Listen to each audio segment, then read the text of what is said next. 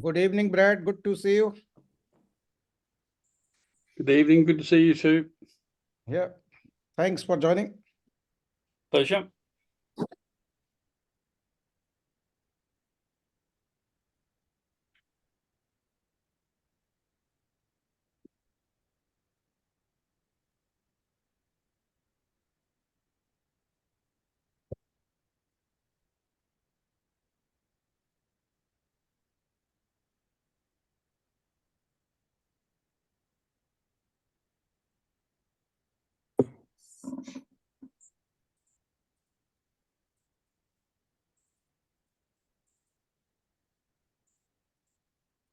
Yeah, Dr. Lakra, I think now we can start. Dr. Varshney, if you're ready, so can we start now?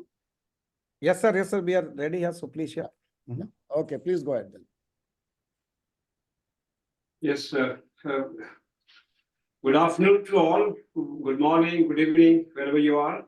And at the outset, we extend a warm welcome to each one of you to this digital sequence information in agriculture brainstorming session. And I think the state will request our foreign secretary and the convener of this consultation, Professor Rajeev Varshney, to have the welcome, address, and then this will be followed by opening remarks by our honorable president, Dr. Himanshu Pathak, and then we'll go ahead with the program. So over to Dr. Varshney now. Thank you. Thank you very much, Dr. Lakra, for this kind introduction. And so my name is Rajeev Varshney. I'm professor and director for Center for Crop and Food Innovation at Murdoch University in Australia and Foreign Secretary for the National Academy of Agricultural Sciences, India. It's a great pleasure of mine to welcome you all on behalf of the National Academy of Agricultural Sciences and the conveners of the session, including Professor Bansal and myself. And I'm very much happy to see and welcome our Honorable President of the Academy and Director General of ICR and Secretary of Department of Agriculture, Research and Education, Dr. Himanshu Pathak, for joining this meeting. Welcome, sir. Also good to see that both secretaries and Dr. Lakra, who is sitting at the NAAS headquarters, and also Dr. A.K. Singh, Director of ICR IRI, who has joined virtually. And of course, that other Executive Council members of the National Academy of Agriculture Sciences and all the different fellows and guests from the different places. I'm so happy to see that in our registration, we had many colleagues, not only from India, but from many other countries, including Saudi Arabia, Bangladesh, Australia, Serbia, Philippines, Nigeria, Ethiopia, US, Egypt, Pakistan, Kenya, Germany, Nepal, Fiji, France, Mexico, and Japan, Oman, and Italy. And I'm sure that several of them will be joining at later stage. So, but in the interest of time, we are starting this meeting.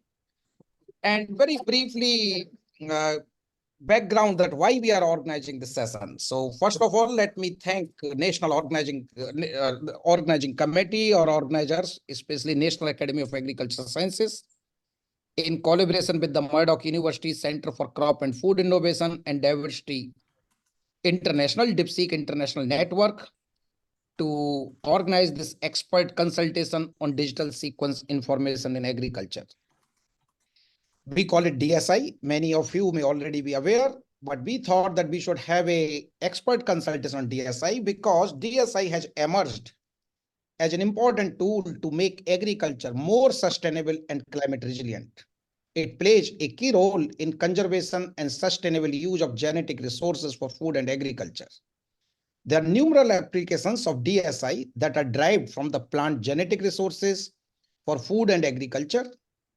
And information on DSI is available in public databases, including the International Nucleotide Sequence Database Consortium, we call it INSDC, which is growing exponentially. And science-based approaches for DSI, they reveal that sequence data on biodiversity are generated globally and used extensively to help characterize biodiversity and to create innovative solutions to growing global problems, including climate crisis and sustainability. And when we talk about the DSI, then making the DSI accessible and available through public databases is a key to use these sequences for food and agriculture applications. Countries around the world are interdependent because this is a very hot topic right now. The different countries, they have the different views. But we recognize that countries around the world are interdependent and rely on access to and exchange of DSI to address issues related to human, animal, and plant health, global food security, and environmental sustainability. But as I said, so different countries or conference parties to the Convention on Biological Diversity, CBD, have serious concerns and they have the divergent views with regard to the use of the DSI. Currently, there are several options on how the access and use of DSI can be guaranteed. But the major concern is the equitably sharing of benefits associated with the use of DSI. So many countries require that benefits of research or commercialization are shared with the providing country or indigenous people and local communities before they grant access to genetic resources. So overall, there are a lot of discussion, but there is a lack of international agreement on equitable sharing of benefits. So we thought to organize this brainstorming session, or we call it expert consultation, under the chairmanship of Dr. Himanshu Pathak, who is the president of National Academy of Agriculture Sciences and also the Director General of Indian Council of Agriculture Research, which is the largest network of agriculture research and development across the world.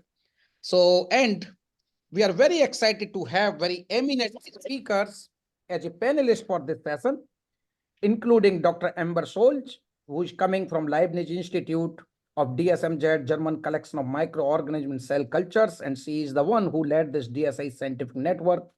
We have Dr. Michael Halewood. He will be providing the perspective from the CGR, and he's leading these discussions at the CGR level. Similarly, we are having even the legal aspects, and we will be having Dr. Brad Sherman talking about these issues from the University of Queensland's Coffee. We also have brought Dr. Sally Norton, who is the research leader of the Australian Grain Gene Bank from Australia, to provide the perspective from the Gene Bank, and also Dr. Sunil Archak from the ICR National Bureau of Plant Genetic Resources, who is the national professor as well. So I think we got really great session of these panelists, and of course we are having learned fellowship. So we are very much excited to have you all, and we would like to have the discussion on following topic. One, understanding the concept and scope and definition of DSI so that our community is well aware about these things. Importance of generation and storage of DSI. Role of DSI in conservation and use of plant genetic resources for food and agriculture for R&D and crop improvement. And also concerns and issues related to access and use of DSI. Finally, we will see that what kind of discussions we are having in this group for resolving a common mechanism on the use of DSI and fair and equitable benefit sharing. So this is some background which I wanted to give. And with this background, I would like to now hand over the session to our Honorable President, Dr. Himanshu Pathak, for opening remarks or presidential remarks. So Dr. Pathak, please. Thank you. Thank you very much, Dr. Varshney, for this wonderful background. Friends, it is indeed a very, very interesting topic, not only for India, but for all other countries, because whenever we talk of climate change, the whole world, particularly the agriculture of almost all the countries are very, very seriously being affected by climate change. And to address this particular issue, certainly all kinds of tools and techniques we need to share. We need to develop very strong partnership and collaboration. DSI is one such tool which would be of immensely useful for making agriculture more sustainable, more climate resilience, and so on. So first of all, let me thank the conveners, Professor Rajeev Varshney and also Professor K.C. Bansal for jointly organizing this. And Dr. Varshney, through you, let me also thank the Murdoch University for joining in this particular endeavor, organizing this consultation with National Academy of Agricultural Sciences. As I said, whenever we talk of climate resilience, sustainability, then suddenly partnership, collaborations are of immense importance. benefit sharing is very, very important. And two United Nations Framework Conventions. One is UNFCCC, United Nations Framework Convention on Climate Change, and of course, United Nations Framework Convention on Biological Diversity, the CBD. In both these conventions, this particular issue is nowadays being discussed in a very great depth. Whenever we talk of new tools and technologies, certainly benefit sharing, equity, and all other parameters come in. And therefore, the global community need to come to an agreement where all these new tools and techniques should be utilized for the benefit of global community, and particularly the countries which are going to be mostly adversely affected by changing climate, by loss of biodiversity, and so on. So when I was going through the list of speakers, and Dr. Varshney, you already mentioned, I was really, really thrilled to see all the names who have made significant contributions in this particular area. And I'm really looking forward for a very, very exciting discussion. And also at the end of the deliberations, we will be able to come out with some kind of guidelines, some kind of recommendations, not only for the organizers, but also for global community, which we will be able to share. So without taking much of your time, Dr. Varshney, thank you very much for organizing this particular consultation, and thank each and every speaker who are going to speak on this particular topic. And also later on, when you will be coming out with a very good, a very, very implementable kinds of recommendations for us and also for all others to follow. So with these few words, once again, I welcome all of you on behalf of National Academy of Agricultural Sciences. And also, as Dr. Varshney mentioned, that on behalf of Indian Council of Agriculture Research, this is the council which is the nodal agency in India for agriculture research, education, as well as extension. We have got a very vast network of research institutes. We have got 113 of those spread across the country. For education, we have got 76 agriculture universities. And again, to demonstrate and promote our technologies, we have got a vast network of more than 730 Krishi Vigyan Kendras, farm knowledge centers, through which we demonstrate and promote our technologies. So today's deliberation will be helping our scientists also to get the maximum benefit of DSI, and then of course coming out with a joint kind of action plan. Thank you very much, Dr. Varshney. Over to you. Okay, thank you very much, sir. Let me see just a minute whether yeah. So with these remarks, I think that we would like to start our session, and you very nicely articulated that role of the DSI and also the importance of NAAS and ICR for in a bigger picture. So now coming back to the DSI, we are very excited to have really great panel of those experts. And here we would like to invite Dr. Amber Scholz. She is the head of the Science Policy and Internationalization Department at Leibniz Institute of DSMZ, German Collection of Microorganisms and Cell Cultures. And I have been interacted with Amber for last 2-3 years since he started about that this DSI scientific network, and I'm sure that she is going to present very exciting talk. So thank you very much, Amber. So please join me in welcoming Amber. So yeah, please come in. Thank you, Rajeev, and thank you to all of the organizers. It's incredibly exciting to be here, and I really thank you for taking the energy and the time to organize this, because before I even open the slide deck, I just want to say it is incredibly inspiring to see these activities happening around the world, and in particular, attempting this dialogue between science and policy.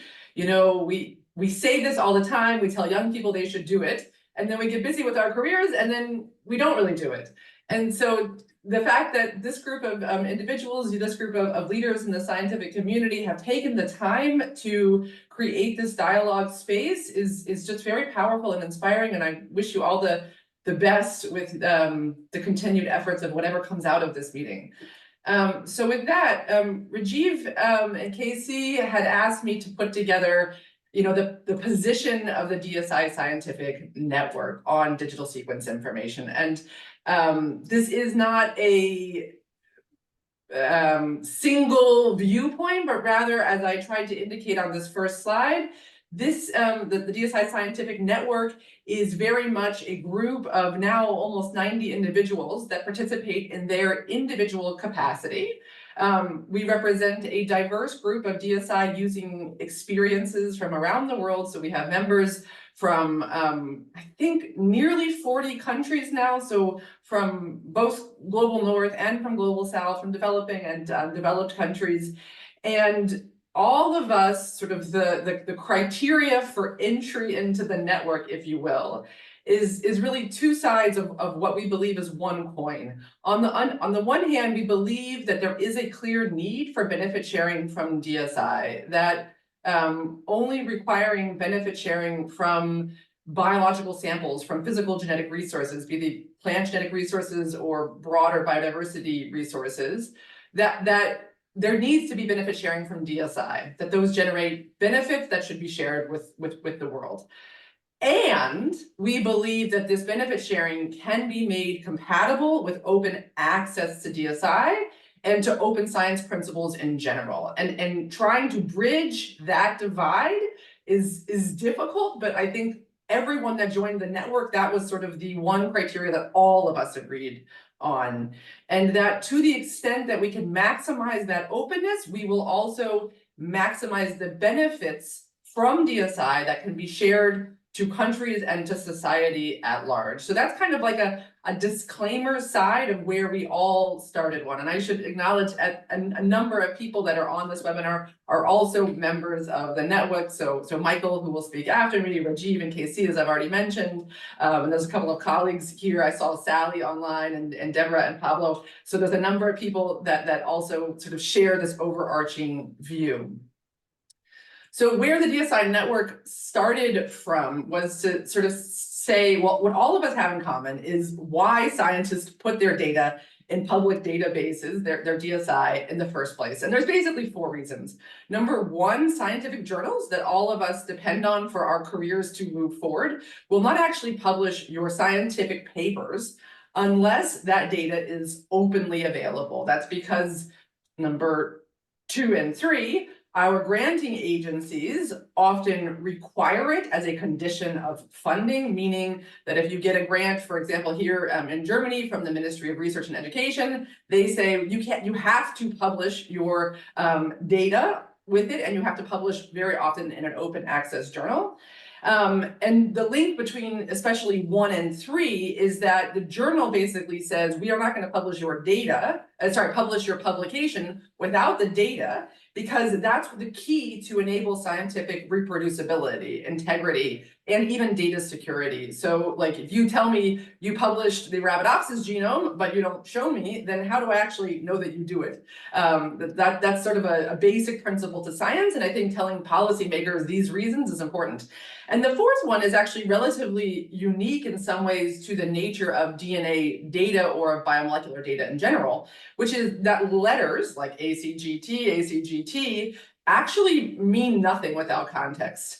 So the only way that you know what letters in a row mean is if you compare them to everything else and find out what those letters are most similar to. So this idea of sort of standing on the shoulders of giants and incrementally advancing our knowledge is essential here in this field of genetics and the use of digital sequence data.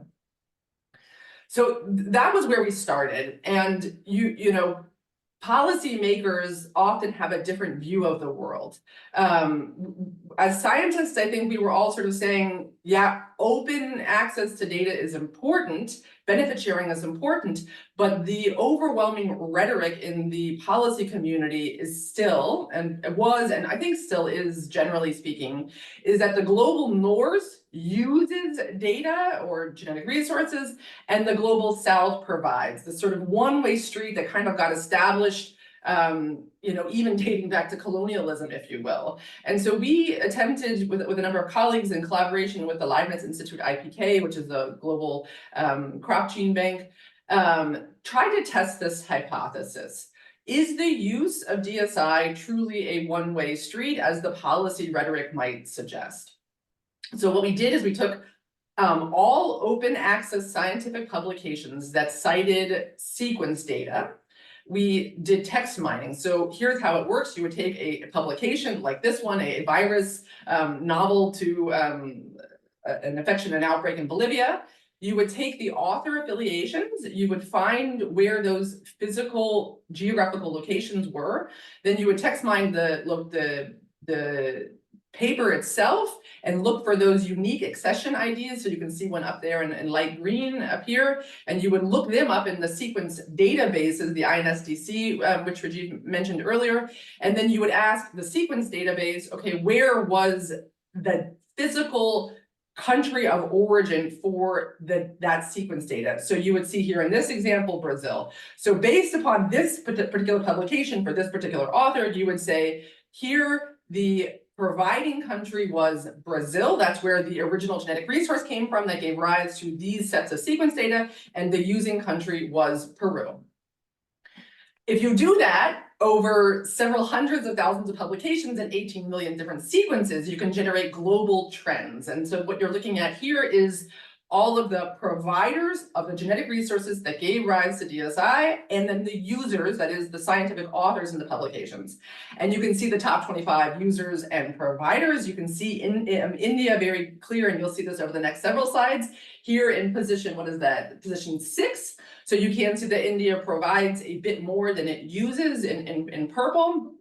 But very clearly it is both a strong provider and a user. Now, if you wanted to look into the individual countries that India provides or Indian scientists both provide and use to, you can see there are some regional trends, right? So you do see some neighbors here like Singapore, for example, that are both using and providing Indian DSI. And then you also see other continents down here on the lower right, like Argentina. I'm not sure if you can see my mouse or not, but I'm moving my mouse. And so if you look at this globally, the statistics for India is that Indian scientists like yourselves are using sequence data from 100 countries where the genetic resource came from the countries. And scientists around the world are using, or scientists from 161 countries around the world use India's DSI. And so we took global statistics like these to policymakers to sort of say, this one-way street that you have in your heads is actually inaccurate. This is a much more complex two-way street, or a crazy traffic circle even, where there's lots of movement in many different directions. And indeed, if you take those statistics and you graph them in an XY manner, and you can see kind of a nice linear trend that the relationship between using DSI and providing DSI, or providing access to genetic resources that give rise to DSI, it follows, it kind of goes hand in hand. If you use, you provide. If you provide, you use. And importantly, there are no countries that are only using, meaning only taking advantage of the open system. And there are also no countries that are only providing, that are only giving access, but not actually getting something back. And I hope, and our goal with this paper was to sort of say, you know, the scientific data teach us something about the policy assumptions that we make. You can also look at these in a slightly different way in sort of continental trends. So we've broken the data here down by the so-called five UN groups, the regional groups. So India would be part of the Asia Pacific group here.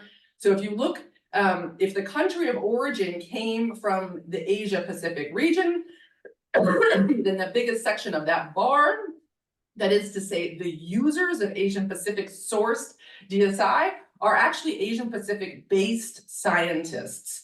So this is, again, going to the trend. And if you look, going to the trend that scientists use their own DSI more than they tend to use foreign DSI. And if you look at every single column on this graph, the biggest portion matches the source, meaning for Western Europe, the biggest users of Western European DSI are Western European users, the purple. The biggest users of Latin American DSI are Latin American users, and so on and so forth. Now, the big problem here that you do see is the total amount of output, the publications on the y-axis. And here you can see some of those uneven playing fields, if you will. So the amount of publications from GRULAC-based DSI is in total much lower than for Asian Pacific and for Western Europe. So needing and wanting to build up your bioeconomy, wanting to build up your impact on society of scientific and technology of innovation is important to increase use in order to increase output.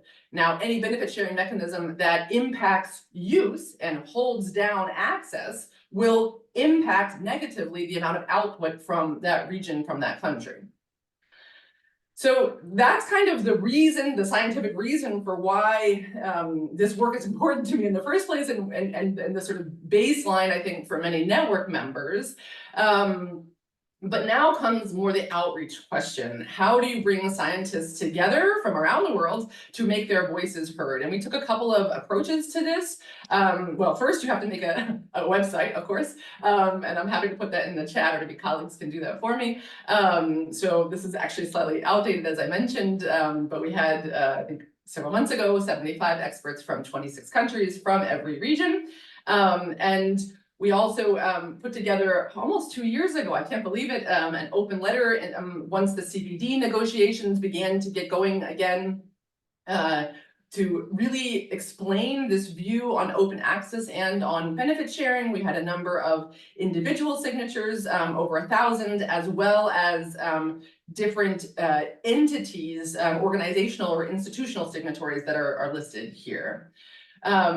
Together with many colleagues, including several of you here, we published a paper in Nature Communications that really called, as I said in the beginning, for both multilateral benefit sharing, as well as a supportive mechanism to support biodiversity and conservation, where we tried to also argue that the use of country of origin information could actually be supportive to not to track and trace DSI through the value chain, but as an indicator for possibly distribution from a global fund. In that paper, we really called for 5 principles, which are luckily, or we were good at our job, represented in the COP15 decision. We called for open access, we called for simplicity, we called for harmonization with other international treaties and genetic resources. So again, the Plan Treaty is one that would be very relevant for this particular group. Then for positive feedback loops with biodiversity, conservation, sustainable use, for the recognition and the respect for sovereign rights and the strengthening of low and middle income countries' participation, but not at the expense of that very participation innovation itself. And then finally, we called for a role of the public DSI databases to have an indicator from the databases themselves to increase and encourage fairness and transparency. We had a relatively large group at COP15 and really did a lot of outreach, did a number of side events and bilateral briefings.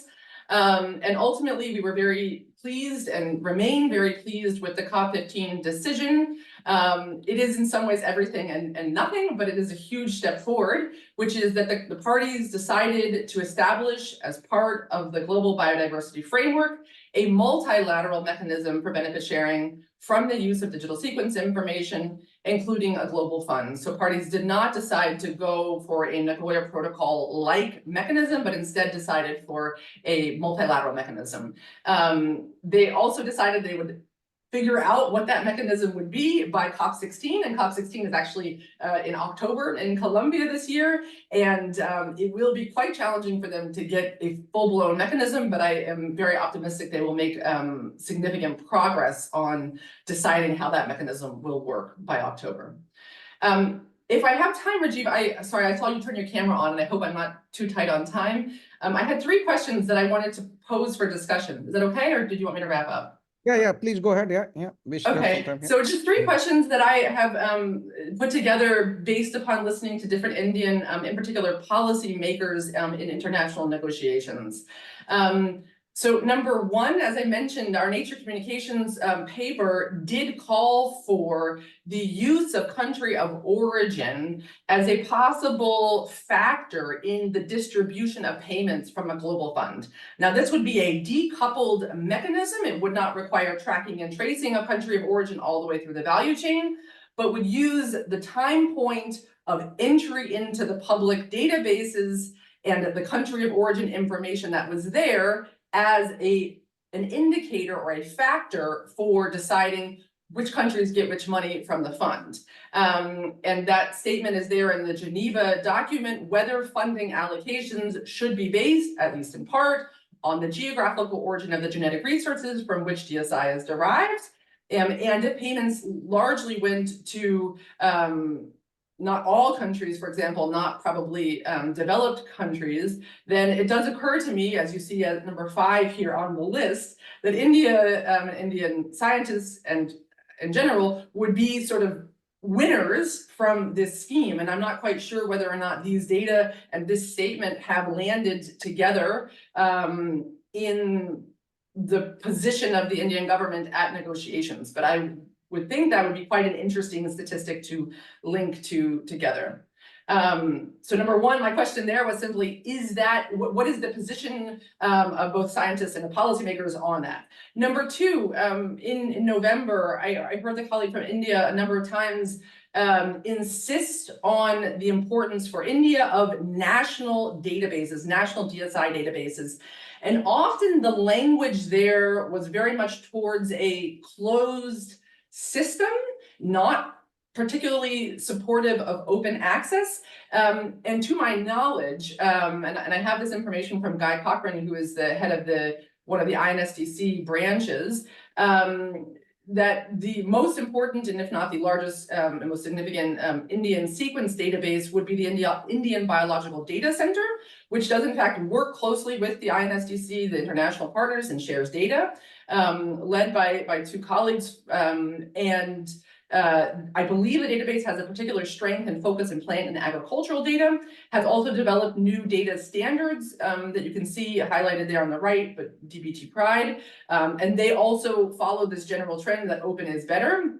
And in fact, I believe that there are a number of discussions of whether or not this database could in fact become in the future part of the INSDC and actually be part of this sort of global network of DSI providers. And for me, that trend is vastly different than a national position that calls for closed national databases. Now, it could very well be that I'm simply misunderstanding it and that it's the strengthening of this database to be part of the global biodata world, if you will. But I think there's some clarity that's needed on that position and perhaps ideally some greater support for open data and open science principles.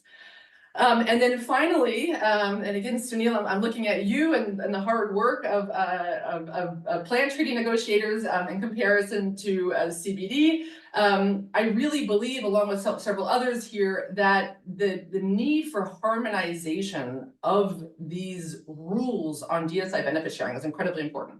So if you look at plants and fungi there on the left, you can see that the data that plant scientists use will come from the CBD, or well, from countries that are parties to the CBD that regulate access to genetic resources on a bilateral basis and DSI on a multilateral basis, from out of scope things. So I'm thinking here, for example, of model organisms like Arabidopsis, and then also from the plant treaty. And those scientists that work on a multitude of plant species that come from different legal frameworks will need to have legal certainty and legal clarity. And so that tells me that harmonized rules, or rules that make sense to be able to do them simultaneously, will be incredibly important. And we're working on a paper to try and put forth some new ideas on how that could be done. And with that, apologies if I went a little bit over time, colleagues, but I hope that was helpful. And here's a number of projects that I work on in different threads that come together. Thank you very much.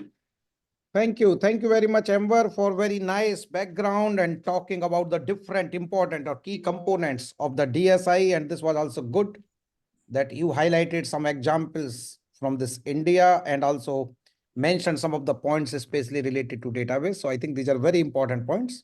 So thank you very much. And we know that you are on that leave, but then you found some time from the family commitment. So we really appreciate, Amber. And as long as you can stay, that's great. If not, no problem, but we really appreciate your contribution. Thank you. Now we would like to move to next speaker. And our next speaker is Dr. Michael Halewood. He is the leader of the Genetic Resources and the Seed System Policies team for the Alliance of Biodiversity International and SEAT. And he's also a coordinator of the CGIAR Gene Bank Initiatives Genetic Resources Policy Group. So we would like to request him to share CGR's perspective. Thank you very much, Michael, for joining us, and floor is yours, please. Please join me in welcoming Michael. Yeah, thank you. Hi, well, thanks very much. I'm hoping you can see my screen and can hear me clearly. Yes, please. Yeah, okay, well, yeah, this presentation was actually put together by two of my colleagues and I, Rory Sackville-Hamilton, who used to be the gene bank manager at Erie, and Mathieu Rouard, who is in charge of a lot of DSI data management across CGIR, increasingly for the CGIR gene banks. I don't have much time and I want to cover a lot of ground. Why has DSI and benefit sharing become such a hot topic? What is DSI? Recent progress in some key UN fora, CGIR centers use of DSI, how DSI changes the way genetic resources are being used in agricultural research and development, and the policy implications for that when we're putting together benefit sharing norms for DSI at an international level, and then say something about harmonization if indeed there's time. But first, I wanted, because Amber was presenting some of those wonderful statistics from the database that she put together, my colleague Mathieu Rouard dug into them and looked in particular at Annex 1 at DSI data linked to Annex 1 crops in the plant treaty. And it's an interesting demonstration of the fact to which India, I think, is interdependent with the rest of the world in terms of DSI data having linked to Annex 1 crops. If you look at this first graph, you'll see this is about how many users from country use DSI that originated in that country. So this shows that India is the second biggest country in terms of generating and using DSI from genetic resources within its own boundary. Here we're looking at how many users from outside of a country use that country's DSI. And so for now, scientists outside in other countries, India comes third in terms of being the source of DSI that's being used. But here, interestingly enough, here you're looking at how many countries from the country, so from within India, use DSI, or from any other, within any country, use DSI from other countries. And again, India comes in third. So India is using a lot of its own DSI, it's using a lot of DSI from other countries, and other countries are using a lot of DSI from India. And this, again, is the same graphic that Amber demonstrated before. So now on with the main part of my talk. Why is DSI such a hot topic? At the risk of oversimplification, I want to say that there are 5 contributing factors. One is that most genetic diversity, particularly in the agriculture sector, particularly plants involved in the global south, that there have been long-standing concerns about unequal capacity of developing countries to take advantage of genetic resources. This goes back to the 1980s with the creation of the FAO Commission on Plant Genetic Resources for Food and Agriculture and the adoption of the International Undertaking on Plant Genetic Resources and so on. The third is that international access and benefit sharing agreements that were negotiated in the 1990s and in the 2000s to address this inequity by redirecting benefits from the use of genetic diversity back to developing countries generally have not lived up to their expectations. They have not led to significant redirection of monetary benefit sharing in particular to developing countries. So access and benefit sharing tensions were already there before DSI came on the scene. DSI is like pouring gas on the fire. The fourth factor is, of course, the relatively recent and extraordinary scientific and technological advances in genome sequencing, genome manipulation, genome synthesis. New generation sequencing technologies are having a dramatic increase in the speed and lowering the costs of generating genetic sequence information. And of course, genome editing and gene synthesis are creating unprecedented ways of using DSI as part of discovery research and in animal breeding as well. And again, as in the case of biotechnologies in the 1990s, subject to a number of remarkable exceptions, India being one of them, many countries in the global south have lacked the capacity to fully exploit the new scientific and technological breakthroughs that are made possible by DSI. And so finally, this fifth slide, the CBD, the Nagoya Protocol, the Plant Treaty weren't built with digital sequence information in mind. They don't regulate access to sequence data derived from genetic materials, and they don't require benefit sharing from the use of that information. Instead, they're developed on the model that genetic resource users would need to access genetic material to use in new product development chains. Under the Plant Treaty, it literally states benefit sharing is triggered when access material is incorporated in new commercialized products. Now, under the Nagoya Protocol, access providers can potentially limit uses of data derived from genetic materials, but they have to do that at the moment in which they're making access agreements for genetic materials. And as I will describe in a moment, and as Amber has already stated, and as have the opening speakers from the Indian Academy of Agricultural Science, DSI has opened up the possibility of research and development organizations benefiting commercially from being able to use data online, which is free from access and benefit sharing obligations. So, in the end, as a combination of these factors, there's been a loud call from a lot of countries since the early 2010s, for policy reforms to close this gap in the policy to create benefit sharing norms under the Plant Treaty, under the CBD, under the BBNJ at the World Health Organization. And there has been, but first, what are we talking about when we talk about DSI? And the fact is there isn't an internationally agreed definition. The CBD Secretariat put together a very nice paper in 2020 to help think about what the options might be. And at the moment, that's where things stand, with an open set of possibilities from group one, as you see here, including DNA and RNA, to a slightly wider definition that would include DNA, RNA, and proteins, to a slightly wider definition again with DNA, RNA, proteins, and metabolites, etc. But for the moment, there isn't an internationally agreed definition. And despite that, there has been some very significant progress. As Amber mentioned earlier, the Kunming Montreal Global Biodiversity Framework was adopted. And along with that, a decision that states quite clearly there should be benefit sharing from the use of DSI fairly and equitably. At the same time, the decision encouraged depositing DSI with information about geographic origin in public databases. So while we don't know what DSI is, and we don't yet have rules for benefit sharing, the global community is still, out of recognition of the value of this data, saying, please keep generating it, please keep making it available.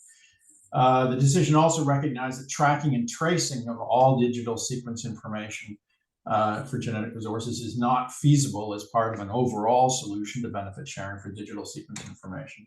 And as such, decided to create a multilateral mechanism, including an international fund, and launched a process for deciding who pays under what circumstances, and as Amber mentioned earlier, by COP16, so later this year. So it's been a tough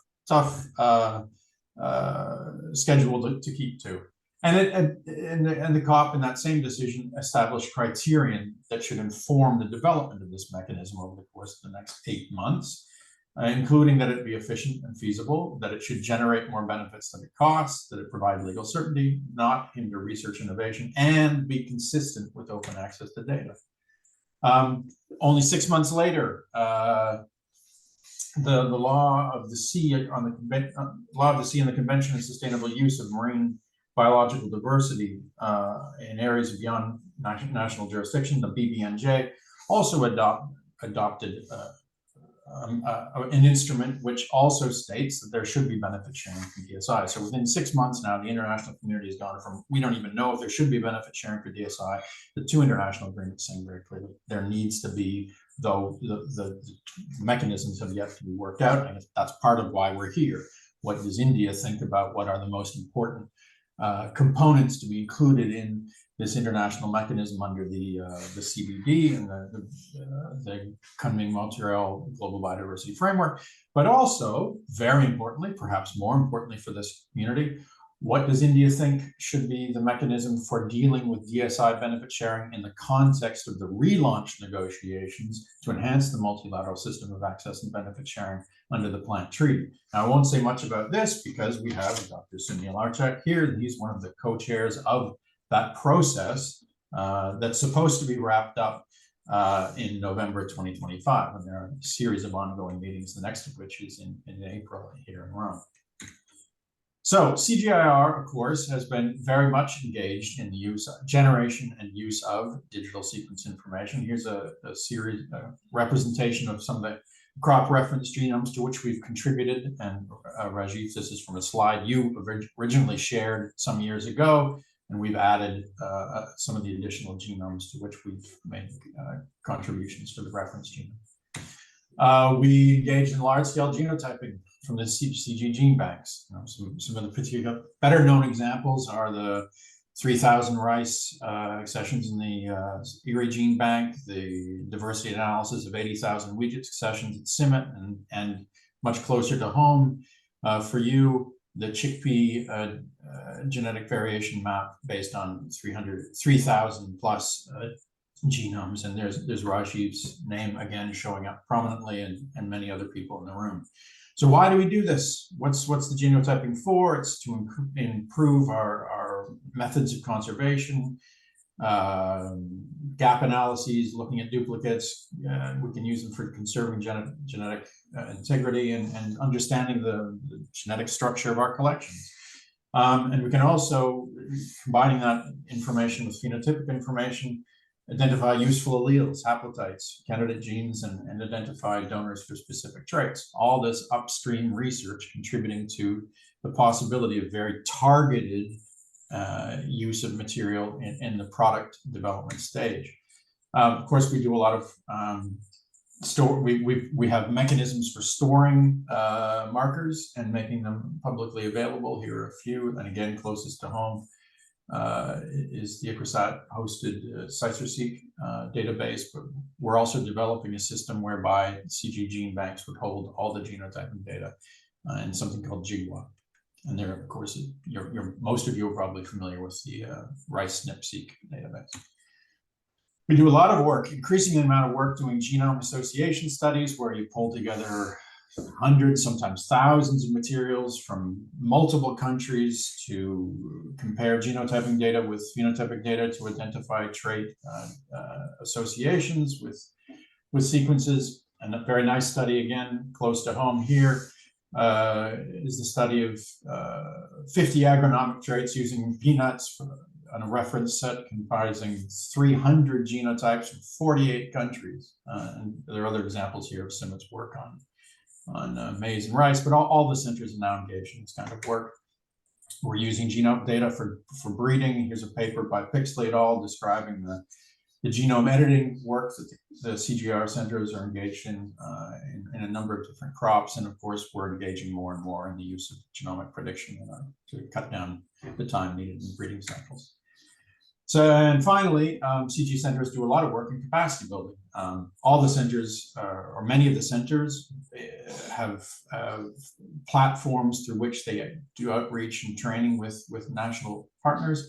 The closest to home and one of our most effective such platforms is ICRSAT Center for Excellence in Genomics and Systems Biology, with a range of tools, online training, engagements, fellowships, that really do set a high standard for what CGIAR can do. We developed a report which we submitted to the last meeting of the governing body in 2023, highlighting all the technical assistance that CGIAR centers are giving across the board to national programs to use digital sequence information. The access URL is below.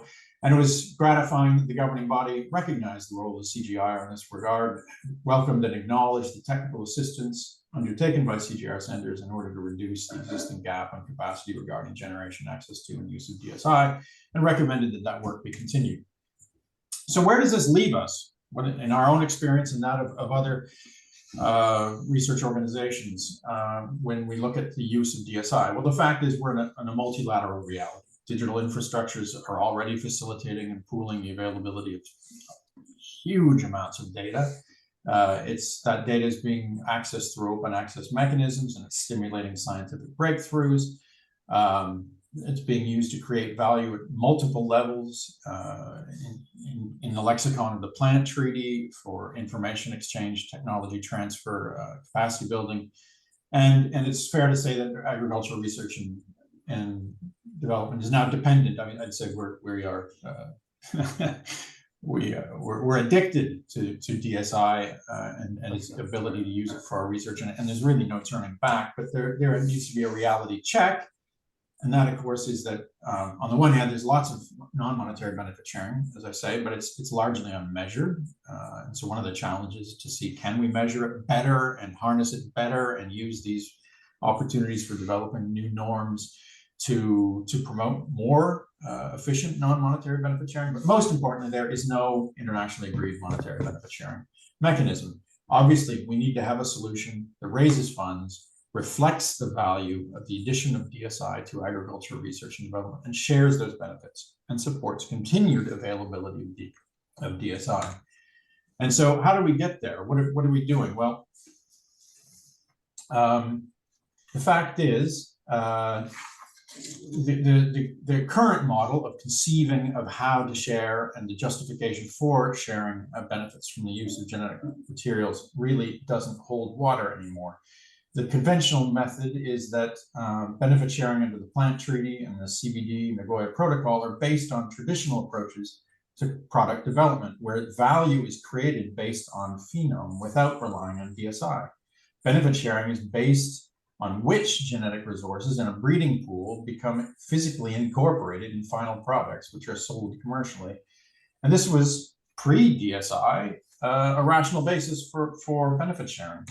But you know, we think DSI has really changed the game and has rendered this sort of traditional way of thinking about the rationale for benefit sharing as obsolete and neither fair nor equitable.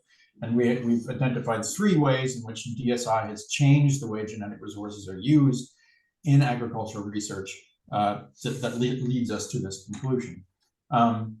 The first is that DSI delinks the use of genetic resources for research from their use in product development. When just consider the power of DSI lies in the fact that it facilitates comparative analysis of unprecedented, undreamt of diversity of genetic materials. It has opened up whole vistas of upstream research that allows us to identify associations between genetic sequences and traits and creates knowledge-based tools for precision breeding downstream. But very importantly, despite the fact that the value of that DSI and the genetic resources contribute to the development of those tools, most of that DSI and the genetic resources from which they're developed will never be incorporated in the downstream final products. Consider, for example, the critical importance of reference genomes and the investments that are involved in developing them and the contributions they make to precision breeding downstream. And consider GWAS, as I mentioned before, where you analyze hundreds, even thousands of genotype materials coupled with phenotypic data to identify trait sequence associations. Most of that will never be incorporated, but their use, the insights gained from that research makes it possible for the development of products downstream. So based on this, we really do think it's a mistake, it's inequitable to tie benefit sharing just to the few genetic resources that are actually incorporated in improved varieties in the downstream product development stage. The second point relates to genetic modification, genome editing, and synthetic biology, these so-called new technologies. Conventional breeding, again, is based on genetic material incorporated into products through in vivo replication of DNA through mitosis and meiosis. But with genetic modification and gene editing, we can replicate DNA in vitro, removing dependence on mitosis and meiosis. And with synthetic biology, we go one step further, replicating DNA sequences and databases before reverting to material products. So, you know, this has been a highly controversial area, but which gives us a truck through which we can currently drive ABS as it's currently conceived, where units of heredity need to be transmitted through mitosis and meiosis. and where we're still thinking in terms of tracking the incorporation of genetic resources with geographical origins into final products. And of course, the third way in which DSI has changed the use of or the potential use of genetic resources has to do with the fact that DSI enables the discovery of unrelated genetic resources that contain the same sequences that we've identified through our research. And this has been recognized for some time as a loophole in the Standard Material Transfer Agreement, the multilateral system, and ABS systems generally. You can get material under an SMTA, for example, or under an ABS agreement under national ABS law, and use it for research, discover traits that you want, discover a valuable gene, but then find the same sequence in different material that isn't subject to an SMTA or isn't subject to an ABS agreement, some unregulated source of that material. And this, of course, creates a very strong temptation to bypass the SMTA, benefit sharing provisions, or the benefit provisions of any national ABS law, but developing a product with unrelated materials. So the ABS implications of this is that benefit sharing in a post-DSI world will only be fair and equitable if it delinks payment obligations from incorporation of DSI or genetic materials into final production products, and if it recognizes and reflects and rewards the value contributed by DSI to this new vista of upstream research that frankly didn't exist before the evolution of DSI. So what would a delinked benefit sharing system or option look like? Well, the most common, most popular considered one is aggregate level payments on whole portfolios of products, whether or not they were developed using access DSI or not. Another would be to think of contributions from users based on a percentage of additional fees for their cloud-based services. And this is something that Paul Olson's been writing about a lot. And a third, of course, is contributions from DSI providers, producers of reagents, organizations providing sequencing services and analysis. But I really do want to return to this first aggregate level payments, because this is the issue that most of us are paying attention to when we're engaged in processes for developing benefit sharing norms under the plant treaty and under the CBD's biodiversity framework. And so aggregate level payments on whole portfolios of products can be triggered or created or obliged in one of two different ways, basically. An option X is that the commitment is made by subscribers when they first access a database. So, the database is there, you want to get access to it, you sign a contract saying the first time you access it, ideally all the databases communicate with each other, so you only have to do it once. The advantage of such an approach is, of course, there's no tracking and tracing of subscribers' uses once they've agreed to the conditions to make these payments based on their whole portfolios of products without tracking and tracing into each product. The problem is there's a great deal of potential for avoidance here. People can decide not to subscribe. And they would do so logically if there are alternative sources of unregulated supply of DSI to which they can use, or the value chains in which they're engaged are vertically segmented in ways that the sellers of the products are not the same entities that are doing the upstream-based research that depends on the DSI, so the sellers don't subscribe. Another con is, what do you do about non-subscribers' access to databases? If everyone's not obliged to make payments, and some subscribe and some don't, then there's a burden for system maintenance and monitoring. So you have to do something about non-subscribers. And the pro, of course, is that there's no burden for a national government in this. You just have to set up a system of subscription to a database, and you're in, and that's it. Option one, and by the way, option X seems to be where we're headed under the plant treaty. This is the so-called subscription model, whereby subscribers would agree. Well, back in 2019, The package was you would subscribe for 10 years, agreeing to make payments on all sales of all products of Annex 1 materials and the 64 crops and forages if you were commercializing them, and in return for which you would have unfettered access to the DSI. An alternative approach to this would be that this obligation to pay on a whole portfolio of products would be created at a national level. Through national measures, whatever national measure was appropriate, be it a law or a policy or a directive or a very strong invitation from the national government.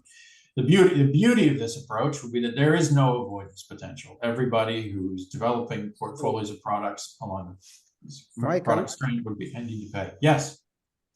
I know this is a very interesting discussion, very important, but in the interest of time, it will be really good if you can please wrap up a little bit. Yeah, I got one more slide. Yep. Mhm. So the payments would be predictable and level playing field for all companies, and there would be no tracking and tracing. The downside of this, of course, is the government needs to create obligations. This is an option that still seems to be, at least by some regions, actively considered under the context of the ongoing process into the CBD. So last word on harmonization. There's one positive option where there's an agreement between all the four UN fora that are regulating or developing norms for DSI, where they would say, look, all DSI is managed as a commons, and benefit sharing under any system allows users access to the entire commons without segregation. Positive option 2, which seems slightly less likely, is that all four systems would harmonize to the point where they had identical triggers, and again with the option of having the entire data commons open and managed as a commons without segregation.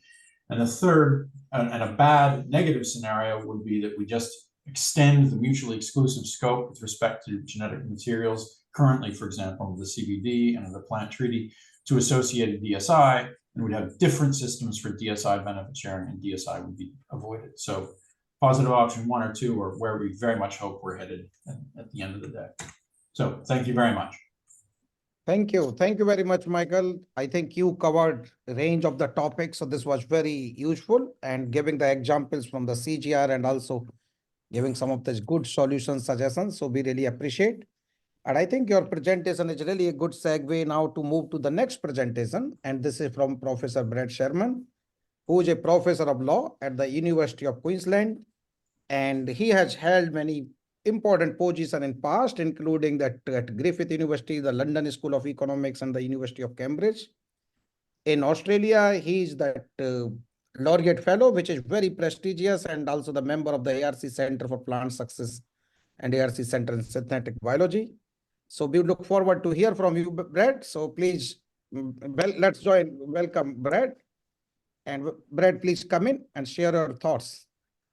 Thank you very much. And Michael and Amber have provided a fantastic start, so I can actually cut out some of the things I was going to talk about. I was asked to speak about the position in Australia, and the answer to that is pretty straightforward. It's very unclear. The Australian laws dealing with access and benefit sharing is splintered. We have a federal system. The Commonwealth government has in place a regime dealing with Commonwealth land and waters, but only deals with a very small part of the country. Queensland has laws in place for biodiscovery and has so since 2000. The laws, however, only apply to state land. Northern Territory is the only other state or federal area in Queensland and Australia that recognises access and benefit sharing. In 2020, the Queensland government reformed the earlier Biodiscovery Act to try and become more Nagoya compliant. At the time, there was quite a bit of discussion about two things. One was about traditional knowledge, which I'll talk more about. And the second thing was about whether or not DSI should be included in the scope of the laws. The initial plan was that it was going to be included, but after discussions with the federal government, the Commonwealth government, Queensland decided to leave it. So the position in Australia now in relation to DSI is that it's not included officially within the scope of the laws that exist in Queensland, Northern Territory, or the Commonwealth. So that much is clear. Australia is in sort of a unique position. It is both a user and a provider. It has also quite a important sort of biodiversity, and it also has an Indigenous group that is very important in the policy making. So it reflects a mix of things that occur in other countries as well. In speaking to people about this recently, three things have struck me, and I just want to focus on those three things today. The first is that in Amber's presentation, she spoke about the question was the relationship between providers and users of DSI. In speaking to particularly Indigenous groups about this, they don't really care about the use of DSI. What they care about are things that are made from the DSI. So it's not only that there's a shift from the tangible to the intangible, but they're concerned about the shift from the intangible back to the tangible. And I was at a forum last week, and one of the speakers spoke about how important it was, the sharing of sequence information for the speedy development of COVID vaccines around the world. One of the speakers at the event said that was great. However, I'm in Africa and we still don't have access to the things that are derived from those products. So although a lot of this debate is concerned with the question of access and use of DSI from the perspective of Indigenous groups, and in this case, an African group, it was products derived from those things that are important. And as Michael has pointed out, however, that's an incredibly problematic relationship to prove in any sort of legal sense. But it's something that really needs to be addressed, I think, and it's something that it's not just merely a rhetorical thing, it's a thing that strikes at the heart of the concerns about the inequity of this process. The second thing I just wanted to talk about was it's quite clear that the bilateral ABS regimes are a thing of the past. There's very few supporters of it. So there's been a really big shift towards a multilateral system. And then Michael, at the end of his presentation, gave a really nice summary of those systems. One thing that hasn't been discussed as yet really is that there are many different types of regimes that existed for a long time that have dealt with questions of multilateral transfer of things, and particularly in relation to copyright law. Questions of how you share the rights of authors or musicians across multiple parties and over different regimes. In the same way that there were discussions about there have been discussions about imposing taxes on reagents or other aspects that people use. At times, people have also tried to think about in developing a mechanism to deal with the decentralization of copying that occurred with the advent of the tape-to-tape player or the photocopy machine. People imposed a tax on tapes or on photocopy machines or paper. The problem with that sort of regime, and it's quite clear from the history of that sort of multilateral regulation, is that different countries have very different laws. So, for example, in Australia, it's not permissible for the Commonwealth government to impose a tax or a levy on any products that are used because it's done at the state level. The United States apparently had similar problems in the past. And at different times, other countries had the same sort of problem.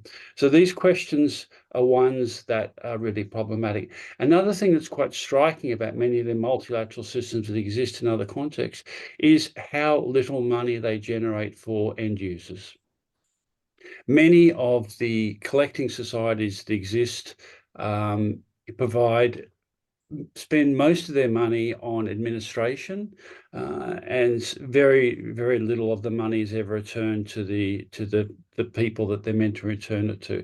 And this is an issue that, again, Michael mentioned in relation to the problems with the multilateral systems under the Plant Treaty. It just hasn't really worked. Even when it does work, there'll be questions about how do you distribute the funds, how do you ensure that the sort of percentage of the funds is not wasted on bureaucratic mechanisms. The third thing that has arisen in my discussions with people about this topic in Australia, and it's globally, is the question of not directly about access and benefit sharing, but about how do you recognise and how do you ensure that Indigenous people are able to have their rights protected and recognised. And there has been a push internationally for the recognition of digital labelling.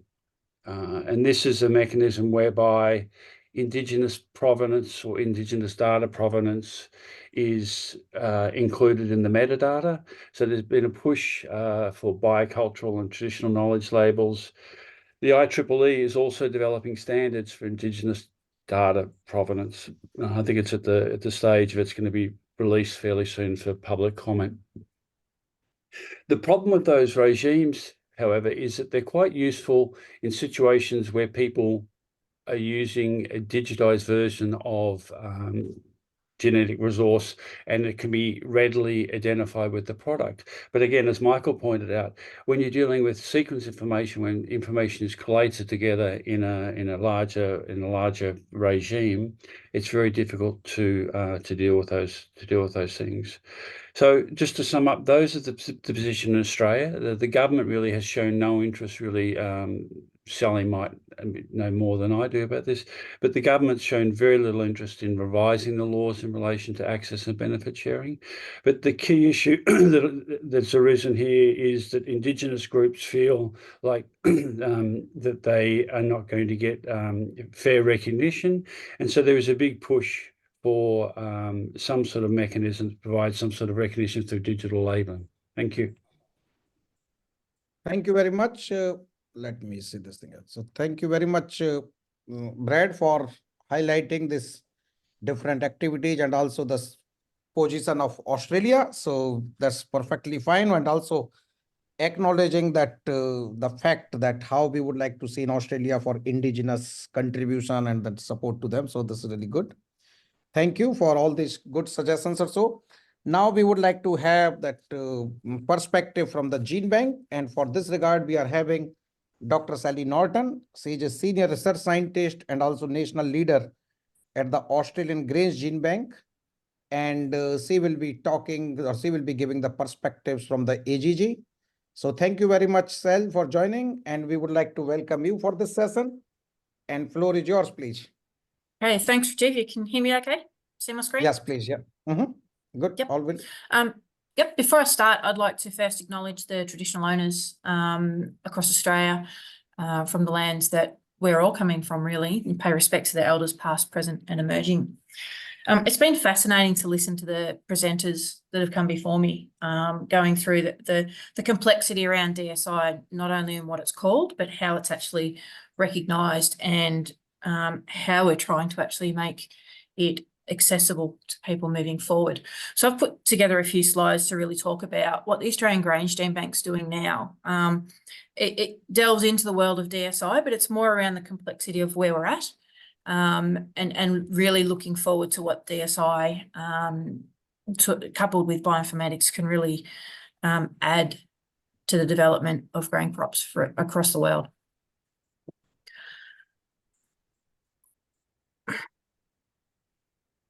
So firstly, for those that aren't familiar with the Australian Grange Gene Bank, we, like every gene bank, have a mandate to bring in new material from a multitude of sources around the world, to conserve and maintain that and to distribute to research and breeding programs, principally for us around Australia, but also around the world. We're a partnership between Agriculture Victoria, which is Victorian state government, and the Grains Research Development Corporation, who provide an awful lot of funding globally to support agricultural development and capacity building. We very much operate in the global network of gene banks, and we operate under the international treaty. And the Australian Grange Gene Bank really does underpin crop production in Australia. We have the history of agricultural production, the current agricultural varieties, and more importantly, the parents of the future varieties. And what's probably a little bit different compared to many of the other countries of participants that are on this call today is that Australia, 85% of Australian agricultural plants are from overseas. And if we're talking about broad grain crops, that's 100%. None of it is native to Australia in that broad ag context. So we are very reliant on accessing and importing new diversity from all around the world. A little bit about our gene bank. temperate and tropical. So we cover a whole range of species. We have material from more than 187 countries, cultivated forms, landrace forms, breeding lines, so elite and less adapted cultivated forms, as well as a range of crop wild relatives and quite a number of Australian endemic species. And so that traditional knowledge and that cultural aspect around some of our wild species is very much front of mind. We're an orthodox seed bank, so we only deal with seeds, very large collection at around 217,000 of accessions. And as I said before, very, very diverse, unlike a lot of large gene banks that specialise in a smaller number of crop groups. We have pretty much anything you can think of that's grown around the world in a grain crop, and we have a representation of that. And the real challenge we have is that the collection is growing a lot faster than originally forecast, and there's a whole host of reasons for that. And it's really becoming a challenge to the gene bank to sustainably manage that collection and facilitate the use and keep the budget at a level that's sustainable. So we really needed to look at doing something differently. And so the Australian Grange Gene Bank Strategic Partnership was developed, and it's really focused around transforming from a traditional seed bank into a future-proof biodigital resource centre. And what that means is using genomic and bioinformatics tools coupled with traditional gene bank practices to really unlock the genetic potential of the gene bank to accelerate the delivery of those new varieties. For us in Australia, it's principally around cereal, oilseed and pulse crop improvement, but there's a host of other grain crops as well, or other crops in there. And there's 5 key pillars to that. Well, I won't really go into that much, but what it involves is basically genetically characterising the genetic resources. We're focusing on about 85% of the collection to start with. Generating that data is really easy. Interpreting that information is a whole lot harder. So there's an applied package of work around development of bioinformatics tools that's very much being undertaken in consultation with the international community, and not just GeneBank, but also research and breeding programs, and in the Australian industry as well, to really understand what's out there already, how information wants to be used, so that we can develop tools in a collaborative way so that we're getting the best benefit for everyone, not just us. If we go into the genomic characterisation, which is generating this DSI, the logic behind it is that we really want to link the material we have in the gene bank to research and breeding, principally in Australia, so that we can connect the genetic resources into those programs, but also back to the source gene bank. So in Australia, we bring a lot of winter cereal material in from Makata and CIMMYT. So we're working with CIMMYT quite closely to really understand what they've done, to maximise how we can actually add value to what they've done and what we're doing. We're also doing a body of work so that we can try and get a really good understanding of how the genetic resources can be connected to the future genomic resources that will come from that. So we're using a range of different assays, and the bioinformatics and genomics team, who are based in Melbourne, are really confident that the imputation pipelines they've developed can really connect the data across different genotyping platforms. The AGG is really putting genomic characterisation as a standard practice. Beyond the 5 years of this current investment, this will become standard practice for us. We're already genotyping any material before post-entry quarantine and a domestic deposit, as well as going back through the collection, the existing collection, to make sure that we understand the diversity that exists there. And it's really going to facilitate end use of germplasm. So by users, that says und, not end, and gene bank management decisions. It's really important that we have a two-way approach to how this DSI information can be used. These are the main crops in terms of the genotyping strategy that we're deploying at the moment. It's the major crops within the AGG and the major crop groups that have an extensive user base within the collection. There's a whole range of crops where we have minimal use across the AGG, and we'll be looking at those in future studies. Some of the main crops, big crops in Australia, will be using an alumina slip chip, which is extensively used by research and breeding programs within Australia. It's pretty much the standard practice for those. And where we can't use that, we'll be using sequencing-based methods, as you can see in the table there. The really interesting thing in listening to the talks earlier today was that it was around maximising the openness of data will maximise the shared benefits. And that's definitely the approach that the AGG has taken. All of the process data will be released on the Harvard Dataverse initially under a Creative Commons by full license. So it's basically an attribution model there without any restrictions on use. Easy to generate data, a lot harder to integrate data into what we're doing. So there's a very big focus on bioinformatic tools, and that's through collaborations, as I mentioned before, very much talking with the Australian user community on how they want to use data, and then looking at how we can optimise the development of existing tools, these tools such as Pretzel and others, on how those web tools, which allow that real-time visualization of the analysis of multiple data sets, and some of those data sets can be proprietary. They don't have to be made publicly available. You can load your own data in there, right through to any public access data. And it's very much developed following input by research and breeding programs. And there's been some extensive development of that Pretzel system that is available free on the web. And there's a lot more work going on in the background on Shiny apps. There's one already out there, which will be released on GitHub very soon, called Lamington. I'm not sure if it's going to stay being called Lamington, but it's enabling users to plot PCAs and define core sets of a population, combining other data as well. So you can define diversity sets for research breeding. The AGG can create core sets and use those to maximise the curation efficiency of the gene bank. And again, it's very much developed with feedback from industry. And I guess we haven't quite finished genotyping those major crops yet. We've done about 2/3 of it at the moment over the last 18 months. It's an extensive next 12 months to try and tick off all those other crop groups, but we are making data available upon request at the moment to user groups to actually analyse. And so what we've done is worked with chickpea data using that new Lamington Shiny app to understand the diversity across diverse germplasm. So there was originally 1,300 odd lines in blue, the blue dots in that PCA there, of diverse material, plus the Agriculture Victoria chickpea core set that was developed previously, and 300 entries were selected. And those that new core set, new diversity panel, is more diverse than previously identified, and it importantly incorporates seed characteristics and parameters to develop that core set that are incredibly relevant to research and breeding programs moving forward around high protein content. So there's been an extensive amount of work on core set of material, which has then identified new material, which is going to really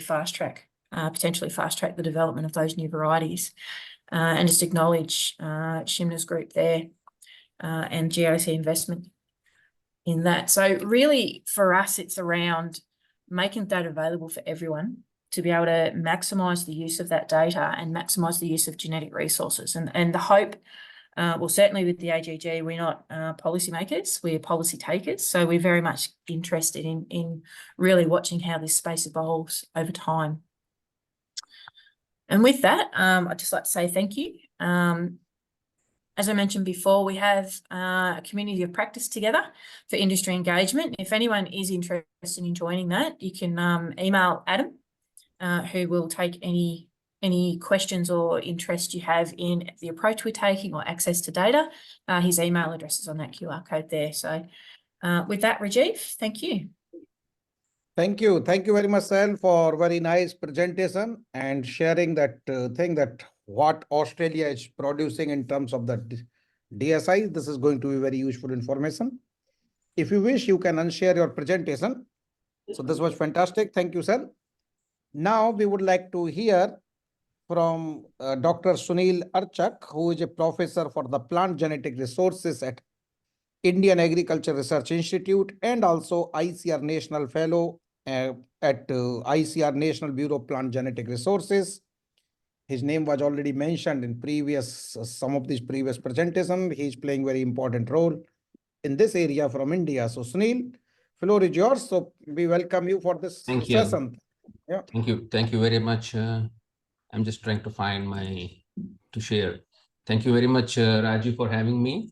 And it's always it's a pleasant opportunity to be the last speaker anyway. Thank you. Last is always very important one. I'm just trying to, okay. Do I have? So when you are opening the presentation, we would like to request all the other colleagues who are present in this expert consultation to keep on or to be ready with their questions or suggestions, and then they can put in the chat box, or when we will open, you can also raise your hand and you can participate in those discussions, which will be moderated by Professor K.C. Bansal. So Sunil, please, yeah. Yeah, Hope you have been. Yeah, I'm just trying to see. Yes, it's here. Thank you.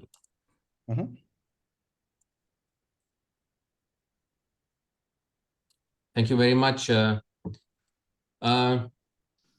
Rajiv and my dear colleagues. Thank you for this opportunity. I'll be just sharing a couple of points because a number of points have already been covered on DSI and Indian agricultural research, gene bank perspective. Basically, India's gene bank perspective and maybe a perspective from Global South.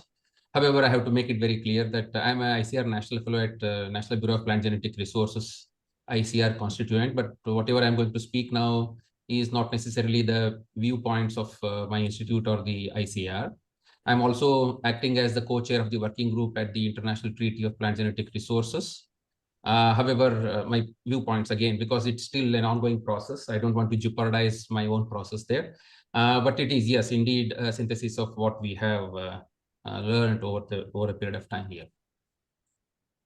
And the first and foremost point is the paradigm in which we are all talking about. This has been already pointed out many number of times. Rajiv started this particular program saying, talking about the global PGR interdependence.